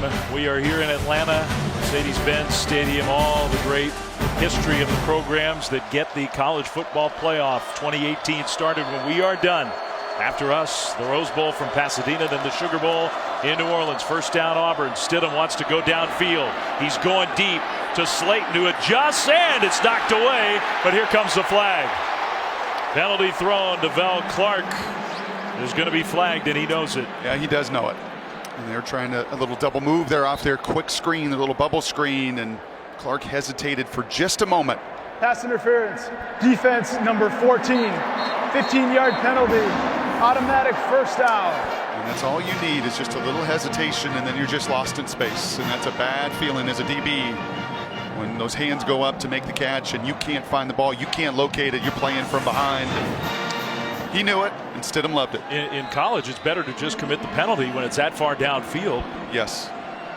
15 yards as opposed to 40 or whatever it was going to be if the pass was completed. That's the first Auburn first down in 16 minutes of game action. Under 7 to go with the ball, but down by a touchdown to undefeated UCF. What a Chick-fil-A Peach Bowl we've had. Ryan Davis, the open field tackle. He's down. Tried to stay on his feet. Kyle Gibson from his safety spot. Good play. How good has that tackling been? Really good. A couple times, Carry-On had a full steam ahead and was able to break some tackles, but out on that perimeter, the tackling of the corners and the safeties in space, excellent by UCF. 3 receivers left, 2 to the right. Empty backfield. No Carry-On Johnson alongside. Now he's going to shuffle next to Stidham. And a flag thrown.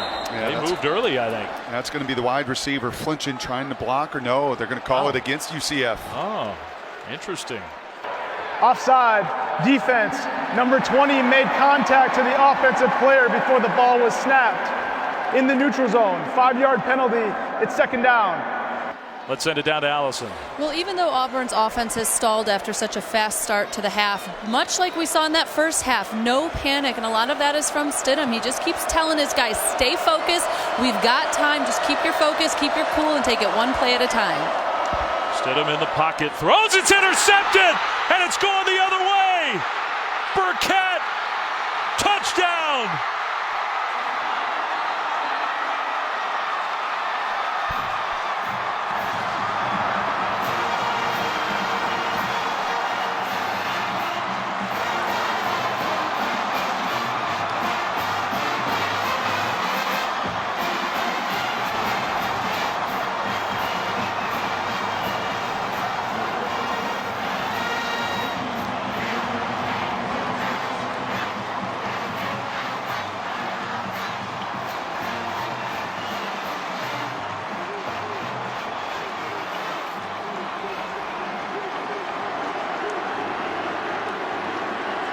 Must make the whole month feel worth it for Scott Frost, his staff, his players. Not over yet, but a big step towards perfection. Shaquan Burkett, who has a wife and 2 kids at home, had to decide whether he wanted to come back for his senior year at UCF. We show Mackenzie Milton on the other side, throwing guys open, and this time, unfortunately, for Jarrett Stidham, the biggest mistake of the game. He never finds the eyes of Burkett. They were locked in on him for the critical pick 6. 45 yards. What a moment for UCF and Scott Frost on their way.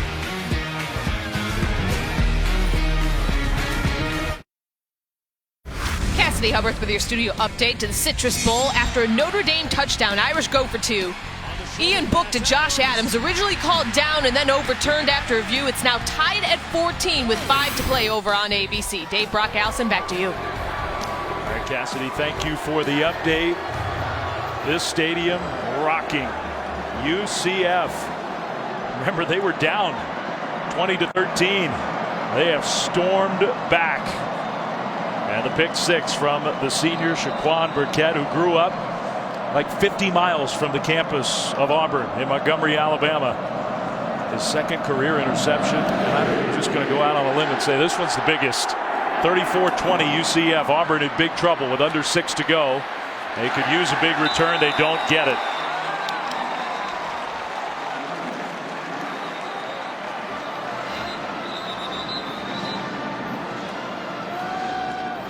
There is a penalty flag on the return.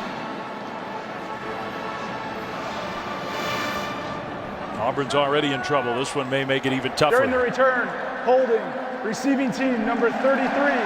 10-yard penalty from the end of the return. First down, Auburn. Our Capital One pivotal performance, Brock. Eye discipline right here, and you got to have it as a QB. Yeah, you want to throw into this space on a little slant route, but Burkett's watching the quarterback the entire way, and there's a part of him that is just hoping so badly that you pull that trigger. There's no influence, there's no play fake, there's no threat of a run game that's going to hold him in that spot. All he is going to do in that zone coverage is float and read the eyes of the quarterback and have the biggest payday yet of his career. This throw short to Hastings, and Auburn, they still have their timeouts. They still have almost 6 minutes on the clock. It's not over, but they need to be fast.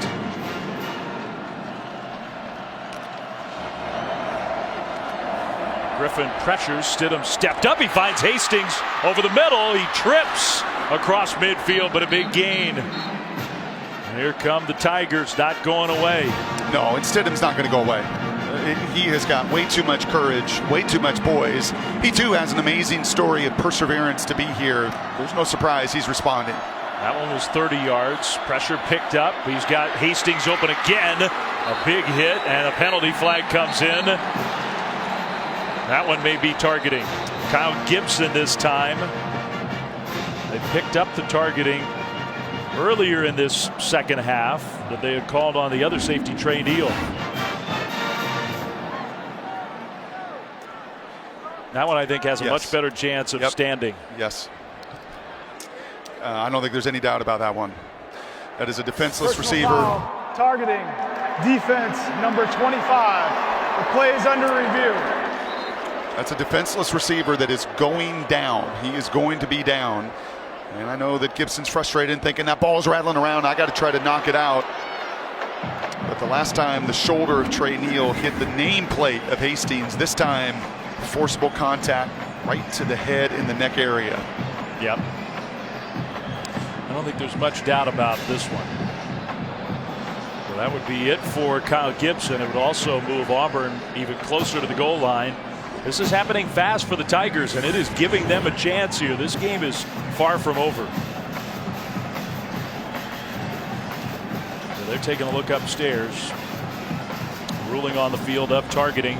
Tonight on SportsCenter with SVP after the All-State Sugar Bowl. Comprehensive coverage. Ruling of targeting is confirmed. Playoff semifinals. You can hear that in the background that the targeting was confirmed. So all kinds of stuff to talk about with SVP, Fowler, Herbstreit, Tebow, many others. 2017's worst beats. All kinds of stuff tonight following the All-State Sugar Bowl. Targeting upheld. Kyle Gibson is gone from this game, and Auburn is knocking on the door. Yeah, and I don't think that is malicious, but it is in that moment there you do have to make that decision, and you just cannot go to the head or neck area of a defenseless player. In the last 30 seconds, Will Hastings, 3 catches, 56 yards. He and Stidham have taken Auburn down the field. Not quite first and goal. They may go right at him with a backup now in the game and Richie Grant. Now timeout. And I think UCF wanted to get organized on defense.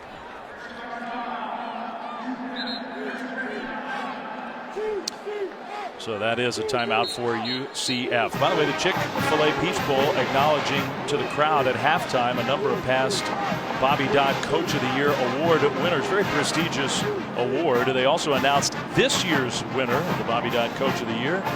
And it's David Shaw, the head coach of Stanford. It's an award not just for on-field performance, but also community service, academic performance. And David Shaw and his Stanford team recognized. Congratulations to him and all those great coaches on hand for this Chick-fil-A Peach Bowl in Atlanta. What a game we've had. Not over yet. Yeah, former UCF coach George O'Leary was down there on the field. And remember, yeah, it was an 0-12 season and a really difficult season. Two took this program to a January 1 bowl. And a victory against Baylor years ago. And Scott Frost, 5 minutes away from doing so, but he knows what he's up against. When you get to this stage and play this opponent, who may be watching the big screen from the bench, but the guys out on the field playing and balling, they're here because they've got tremendous resolve. And if Auburn punches this in, there is a lot of time left in this game. Stidham, a little delay. He's going to run it. Stidham, maybe not quite as dynamic as Mackenzie Milton, but he can move. Clock winds. That's a factor. Second down. He gets up gingerly. He does. He will hand it off. Carry on Johnson. It goes down. That's big. Every second that ticks away is not in favor of the Auburn Tigers. Team Griffin, what a performance by him. Stidham's hurting a little bit. Third down. You're down 2 touchdowns, so it's 4 down territory. Field goal doesn't do Auburn any good. They tried this quick snap a multitude of times today. Stidham went down to a knee. He's hurting a little bit. Under center. Fake. And a little give on the end around. Touchdown. Eli Stove.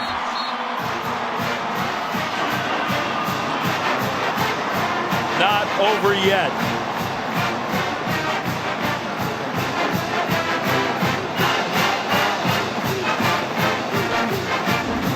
Well-designed wrinkle here. You're expecting UCF to over pursue, and that's exactly what number 10, Titus Davis. You see the eyes get lost there. He's chasing that play down. It's been a hyper-aggressive group, and that time he used that aggressiveness against them. His containment is lost. And Gus Malzahn right back in it. 89 yards, maybe most importantly, 1:44. That's all it took. Down the field in a hurry. Great response by Auburn after the pick six. Looked like it might have put the game away.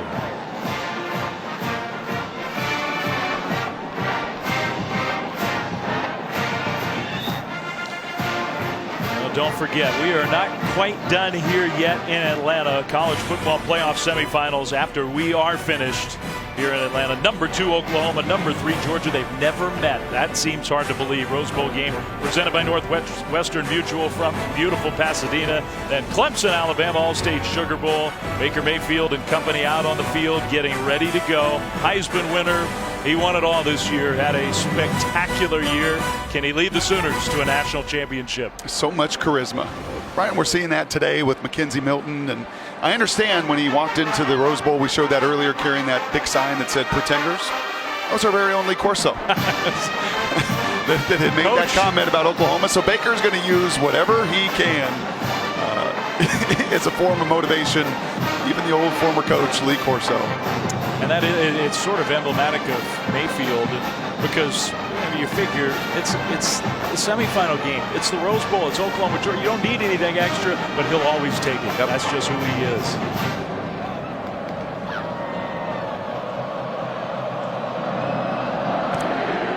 Shorter kickoff here. It'll be taken at the 10 by Hughes. Interesting strategy. Hesitation. Hughes with the speed across the 35. Still going outside the 40 into the 45 almost. I don't know about that kickoff from Auburn. UCF takes advantage, and they'll have good field position, leading by a touchdown. Dave Fleming, Brock Heward here from Atlanta. What a great time we've had at the Chick-fil-A Peach Bowl. Great hospitality. One of the very best bowl games this bowl season. Has a chance to be, with 4+ minutes to go, one of the most memorable days in recent college football history for the little guy, for the underdog program. I don't think you and I have smiled so much doing a game together. I mean, this game has been so full of storylines that have played out. Just tremendous play, and you see teams responding, which is what you're going to get on January 1, and I'm going to guess we'll see in the Rose and the Sugar later today.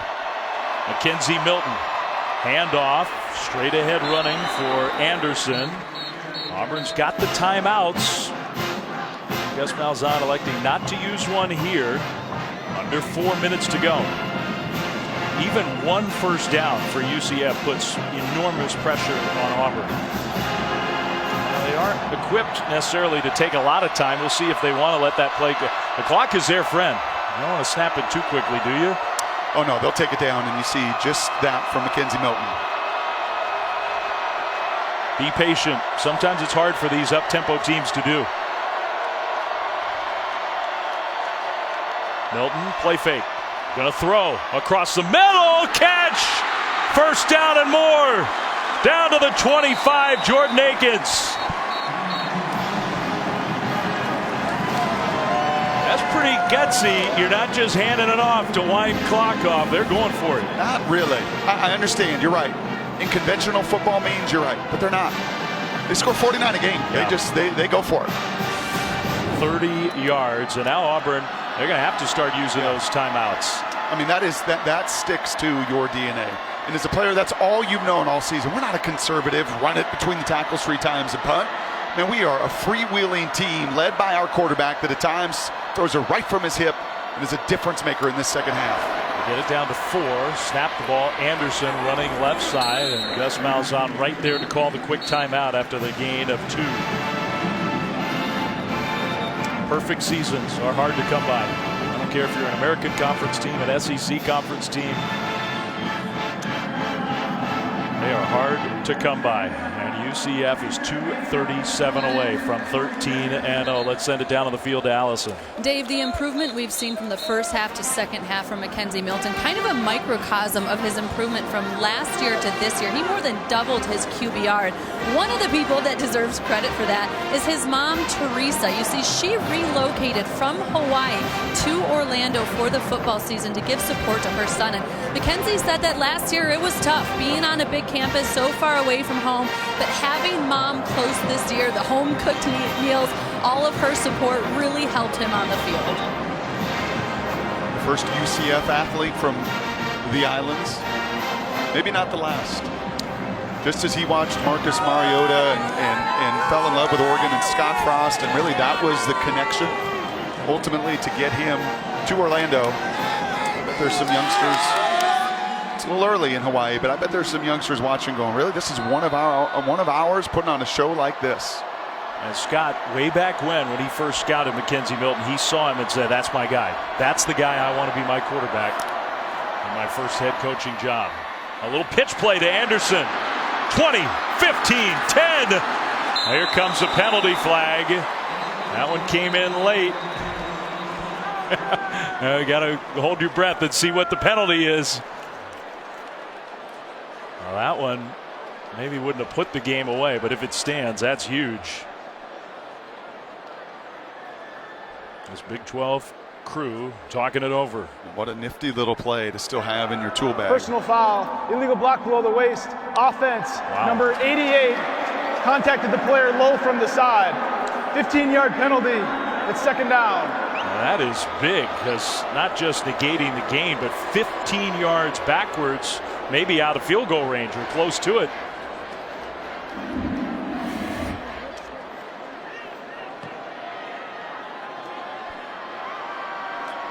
I guess the only positive is that's at the 10-yard line, so a spot foul from the 10 on the big play down the field. Yeah, that one. Yeah. And the UCF fans are watching it up on the big board. Yeah. You hear the reaction.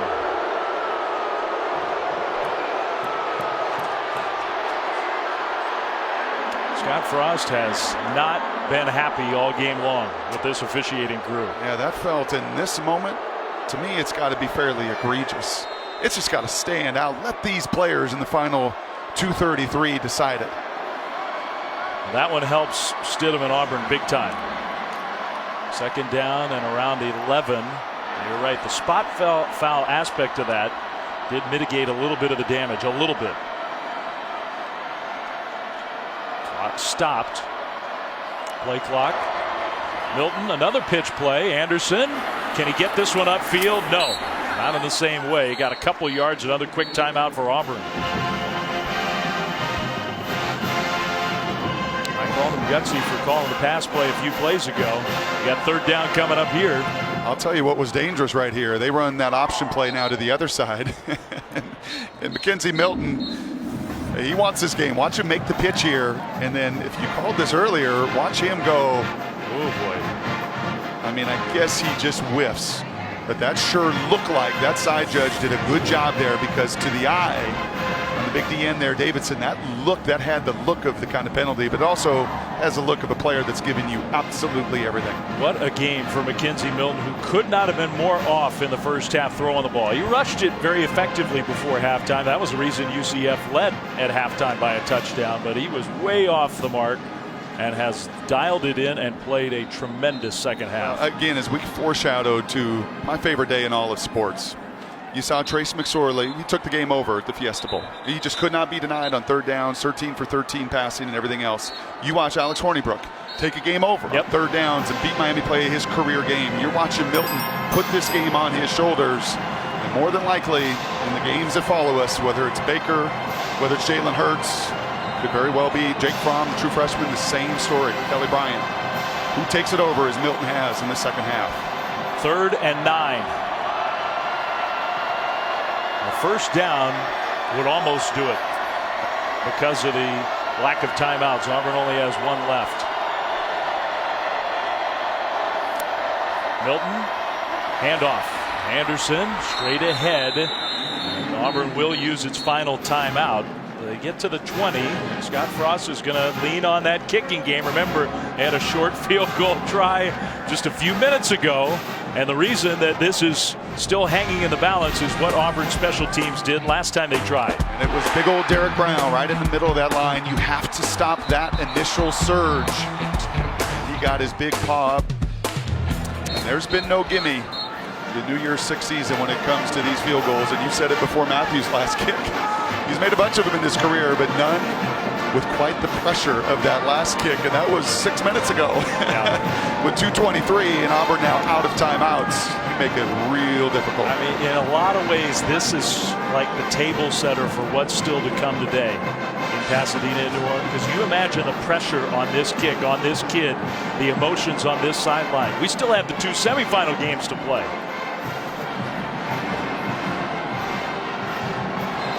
This one is no gimme from the left hash, and it's about 37 yards for Matthew Wright.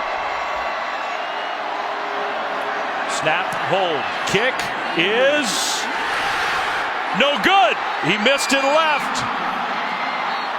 and Auburn still got a shot. Plenty of time, 2:18. The 2 missed field goals, 1 block, 1 just out now missed. By that much, not much. Nope.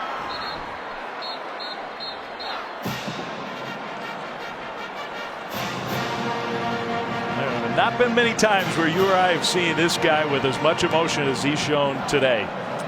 He is into this game, Gus Malzahn.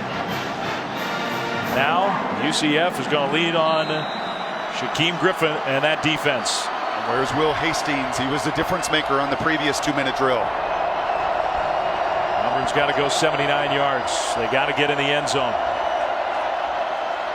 Hastings is out on the right side. There he is.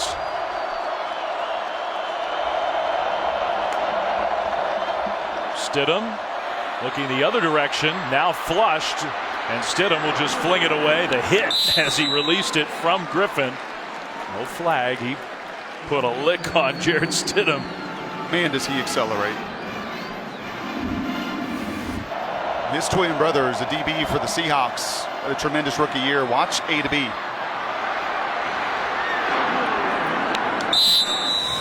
Somebody at the next level find a spot for that guy. I'm surprised Stidham went away from Hastings. He's his trusty guy against zone coverage. These 2-minute drills. And remember, Kyle Gibson, starting safety, good player for UCF, out because of targeting. Stidham looking middle, throws short, incomplete. Trying to hit Kerryon Johnson. He took another hit. Oh. Rod, the senior D lineman. Ouch.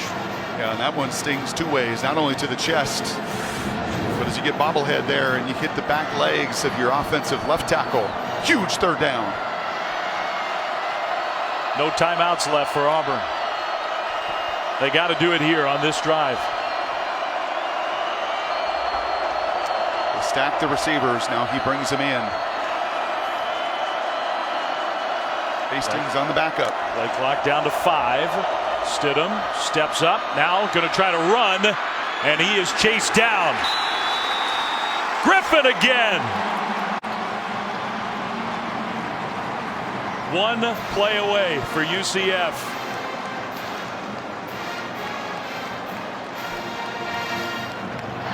One play away from a perfect season.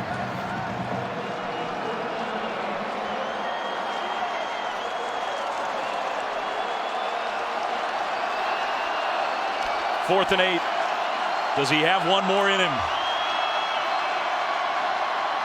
Stidham steps up. It is caught by Hastings. And that's enough for the first down out to the 35. Auburn still breathing. Tried the two previous snaps to get it to him. That time they finally do when they absolutely have to have it. Clock rolling, 1:20 to go. Stidham throws short to Hastings again, and he turns it upfield. Hastings to midfield. Will Hastings has become the star in the fourth quarter for Auburn. Well, he is a zone beater. If you're going to play zone, he's going to find the soft spots. Stidham going deep. Slayton out there, and it is incomplete. Incomplete. He tried to adjust to the ball and could not quite get there.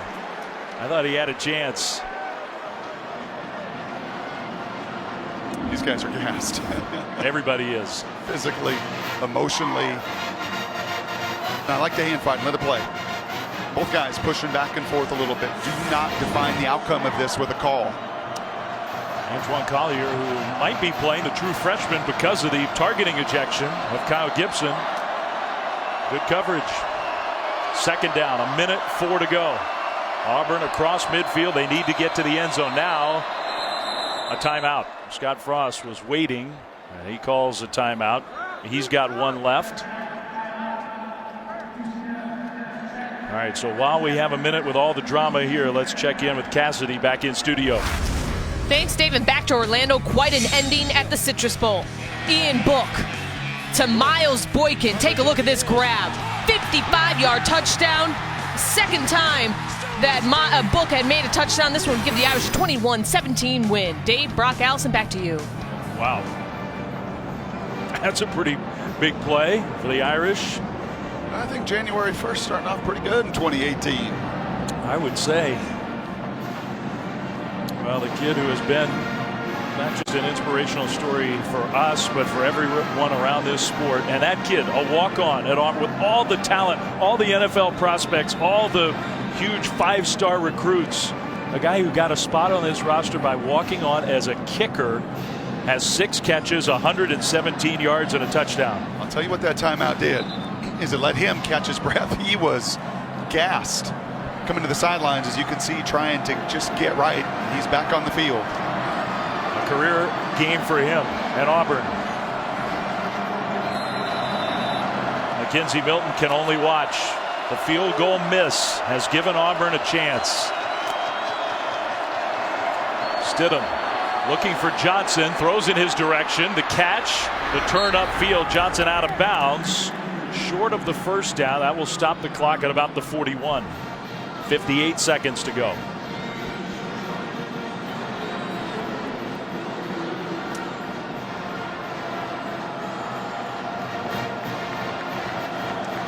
Third and 4.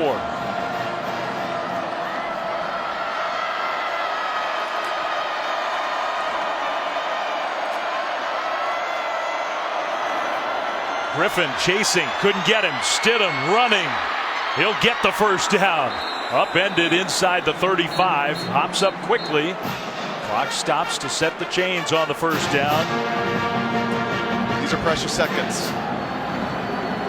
Now it rolls again. Down to 45. Stidham will throw it away. I think if there's no penalty thrown, that's a good no call. That didn't look to be egregious. A coach making sure that Brandon Moore, freshman, didn't make a mistake after maybe he got away with one.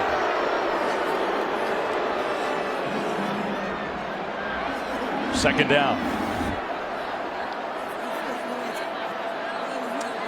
Yeah, you don't need to do that. Yeah, that could have been flagged. I didn't think it was real violent, but that could have been a penalty.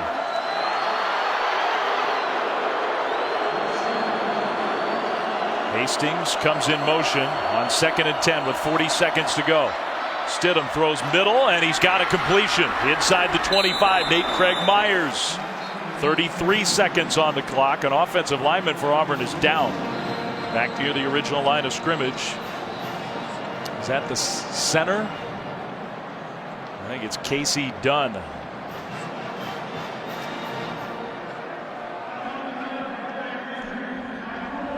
And he is in some pain.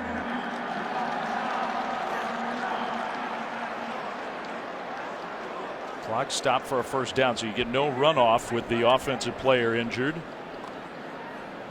34-27 UCF. One short field goal blocked, one relatively short field goal missed in this fourth quarter. Otherwise, Auburn would not have a chance, but they do have a chance.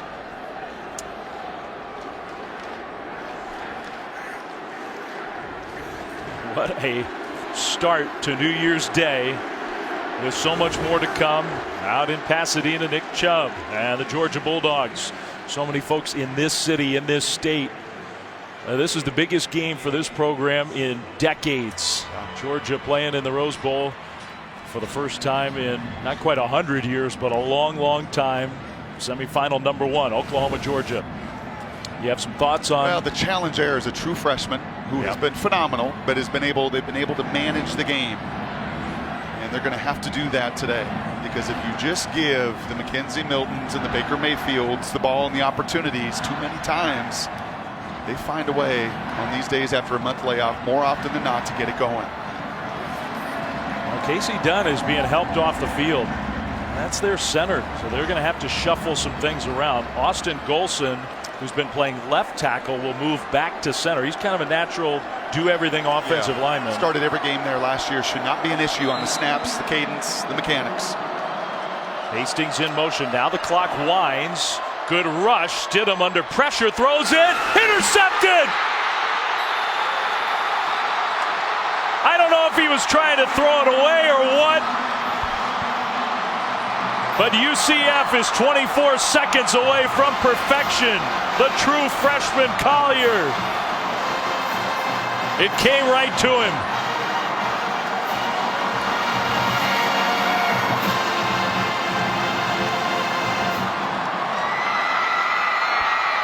Think about what that guy is feeling right now.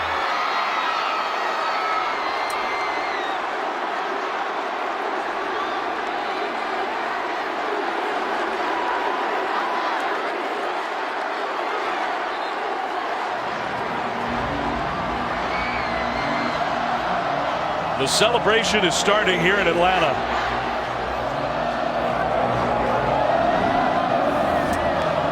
You know, Eric Shenander, the D coordinator, played zone. Just let him work it down the field. Gave up 7, and they went right down the field again. But with the game on the line, kind of like his head coach, he was not going to have his season defined by playing back. They were going to be aggressive. And it's just fitting that Griffin in the face forces the interception. 12 tackles, sack and a half, and the play at the end, perfection. Wow. New Year's Day 2018. A day that coach, those players, and this program will never, ever forget. What a win and what a season for UCF. I think all those sleepless nights, cross-country flights, hours spent doing what no other coach or very few have ever done to finish this storybook season off for Scott Frost. Every one of those hours pays off right now. Right now, right here in Atlanta. Yeah, put the hat on, Scott. Allison Williams getting in position. As soon as we get ready, we'll go down and hear from the head coach. His final game with UCF, and what a win, Allison. Scott, I know how much it meant to you to coach this team in this game. As you see them celebrating an undefeated season and a Peach Bowl championship. What does that mean to you? It's about the players. It's always about the players. These guys deserve to be here. This team beat 2 teams that are in the playoff. I'm just happy for these guys. They've worked their tails off, and it's unbelievable to watch the success they've had. Auburn was a team that on so many levels seemed to have these advantages. What did you guys do to slay an SEC giant? You know, they're a great team. They're in one of the best leagues in the country. They're a great team. I knew if we could just neutralize the 2 front lines, we'd have a really good chance. And I got to give credit to our O-line and D-line. They did it, and our playmakers found a way. What was the difference for your quarterback, Mackenzie Milton, in the first and the second half? You know, he looked a little nervous early. He missed some throws. I mean, we had chances. We had a wide open guy to make it 17-3. We had a chance to get a field goal to get up 10. We didn't play our best game. I don't think Auburn did either. But our kids are fighters. I'm just happy for them. When you look back on this season and everything your team accomplished, what are you most proud of? This is a team that was 0-12 2 years ago. They had nowhere to go but up, but I can't believe how far up they went. Scott, thank you so much. Congratulations. Thank you. Wow, what a story. And Scott's a huge part of it. He's given the players all the credit. But what he did and his whole staff, they're all going to Lincoln, Nebraska. And Cornhuskers fans, you know how excited they are right now. But they spent all month doing 2 jobs. Yep. And it has paid off big time here in the Chick-fil-A Peach Bowl. We all said it yesterday. Man, Scott looks exhausted. He is spent because it is so hard to wear 2 hats, but he was not. He was not going to let Shaquem and the rest of these guys down. He wanted to share this moment, believed they could do it, and indeed they did. A team, a game that we will not forget. Nope. The UCF Knights 2017, and now on to New Year's Day 2018. That is a special group. And the quarterback was a huge part of it, but number 18, it's hard not to feel like he is the star of the show. For UCF, a landmark victory for a great kid and a great team. For Brock Hewitt, Allison Williams, Dave Fleming saying so long. Time to send it out to Pasadena, the college football playoff semifinal. The Rose Bowl getting ready. So long here from Atlanta. Welcome to the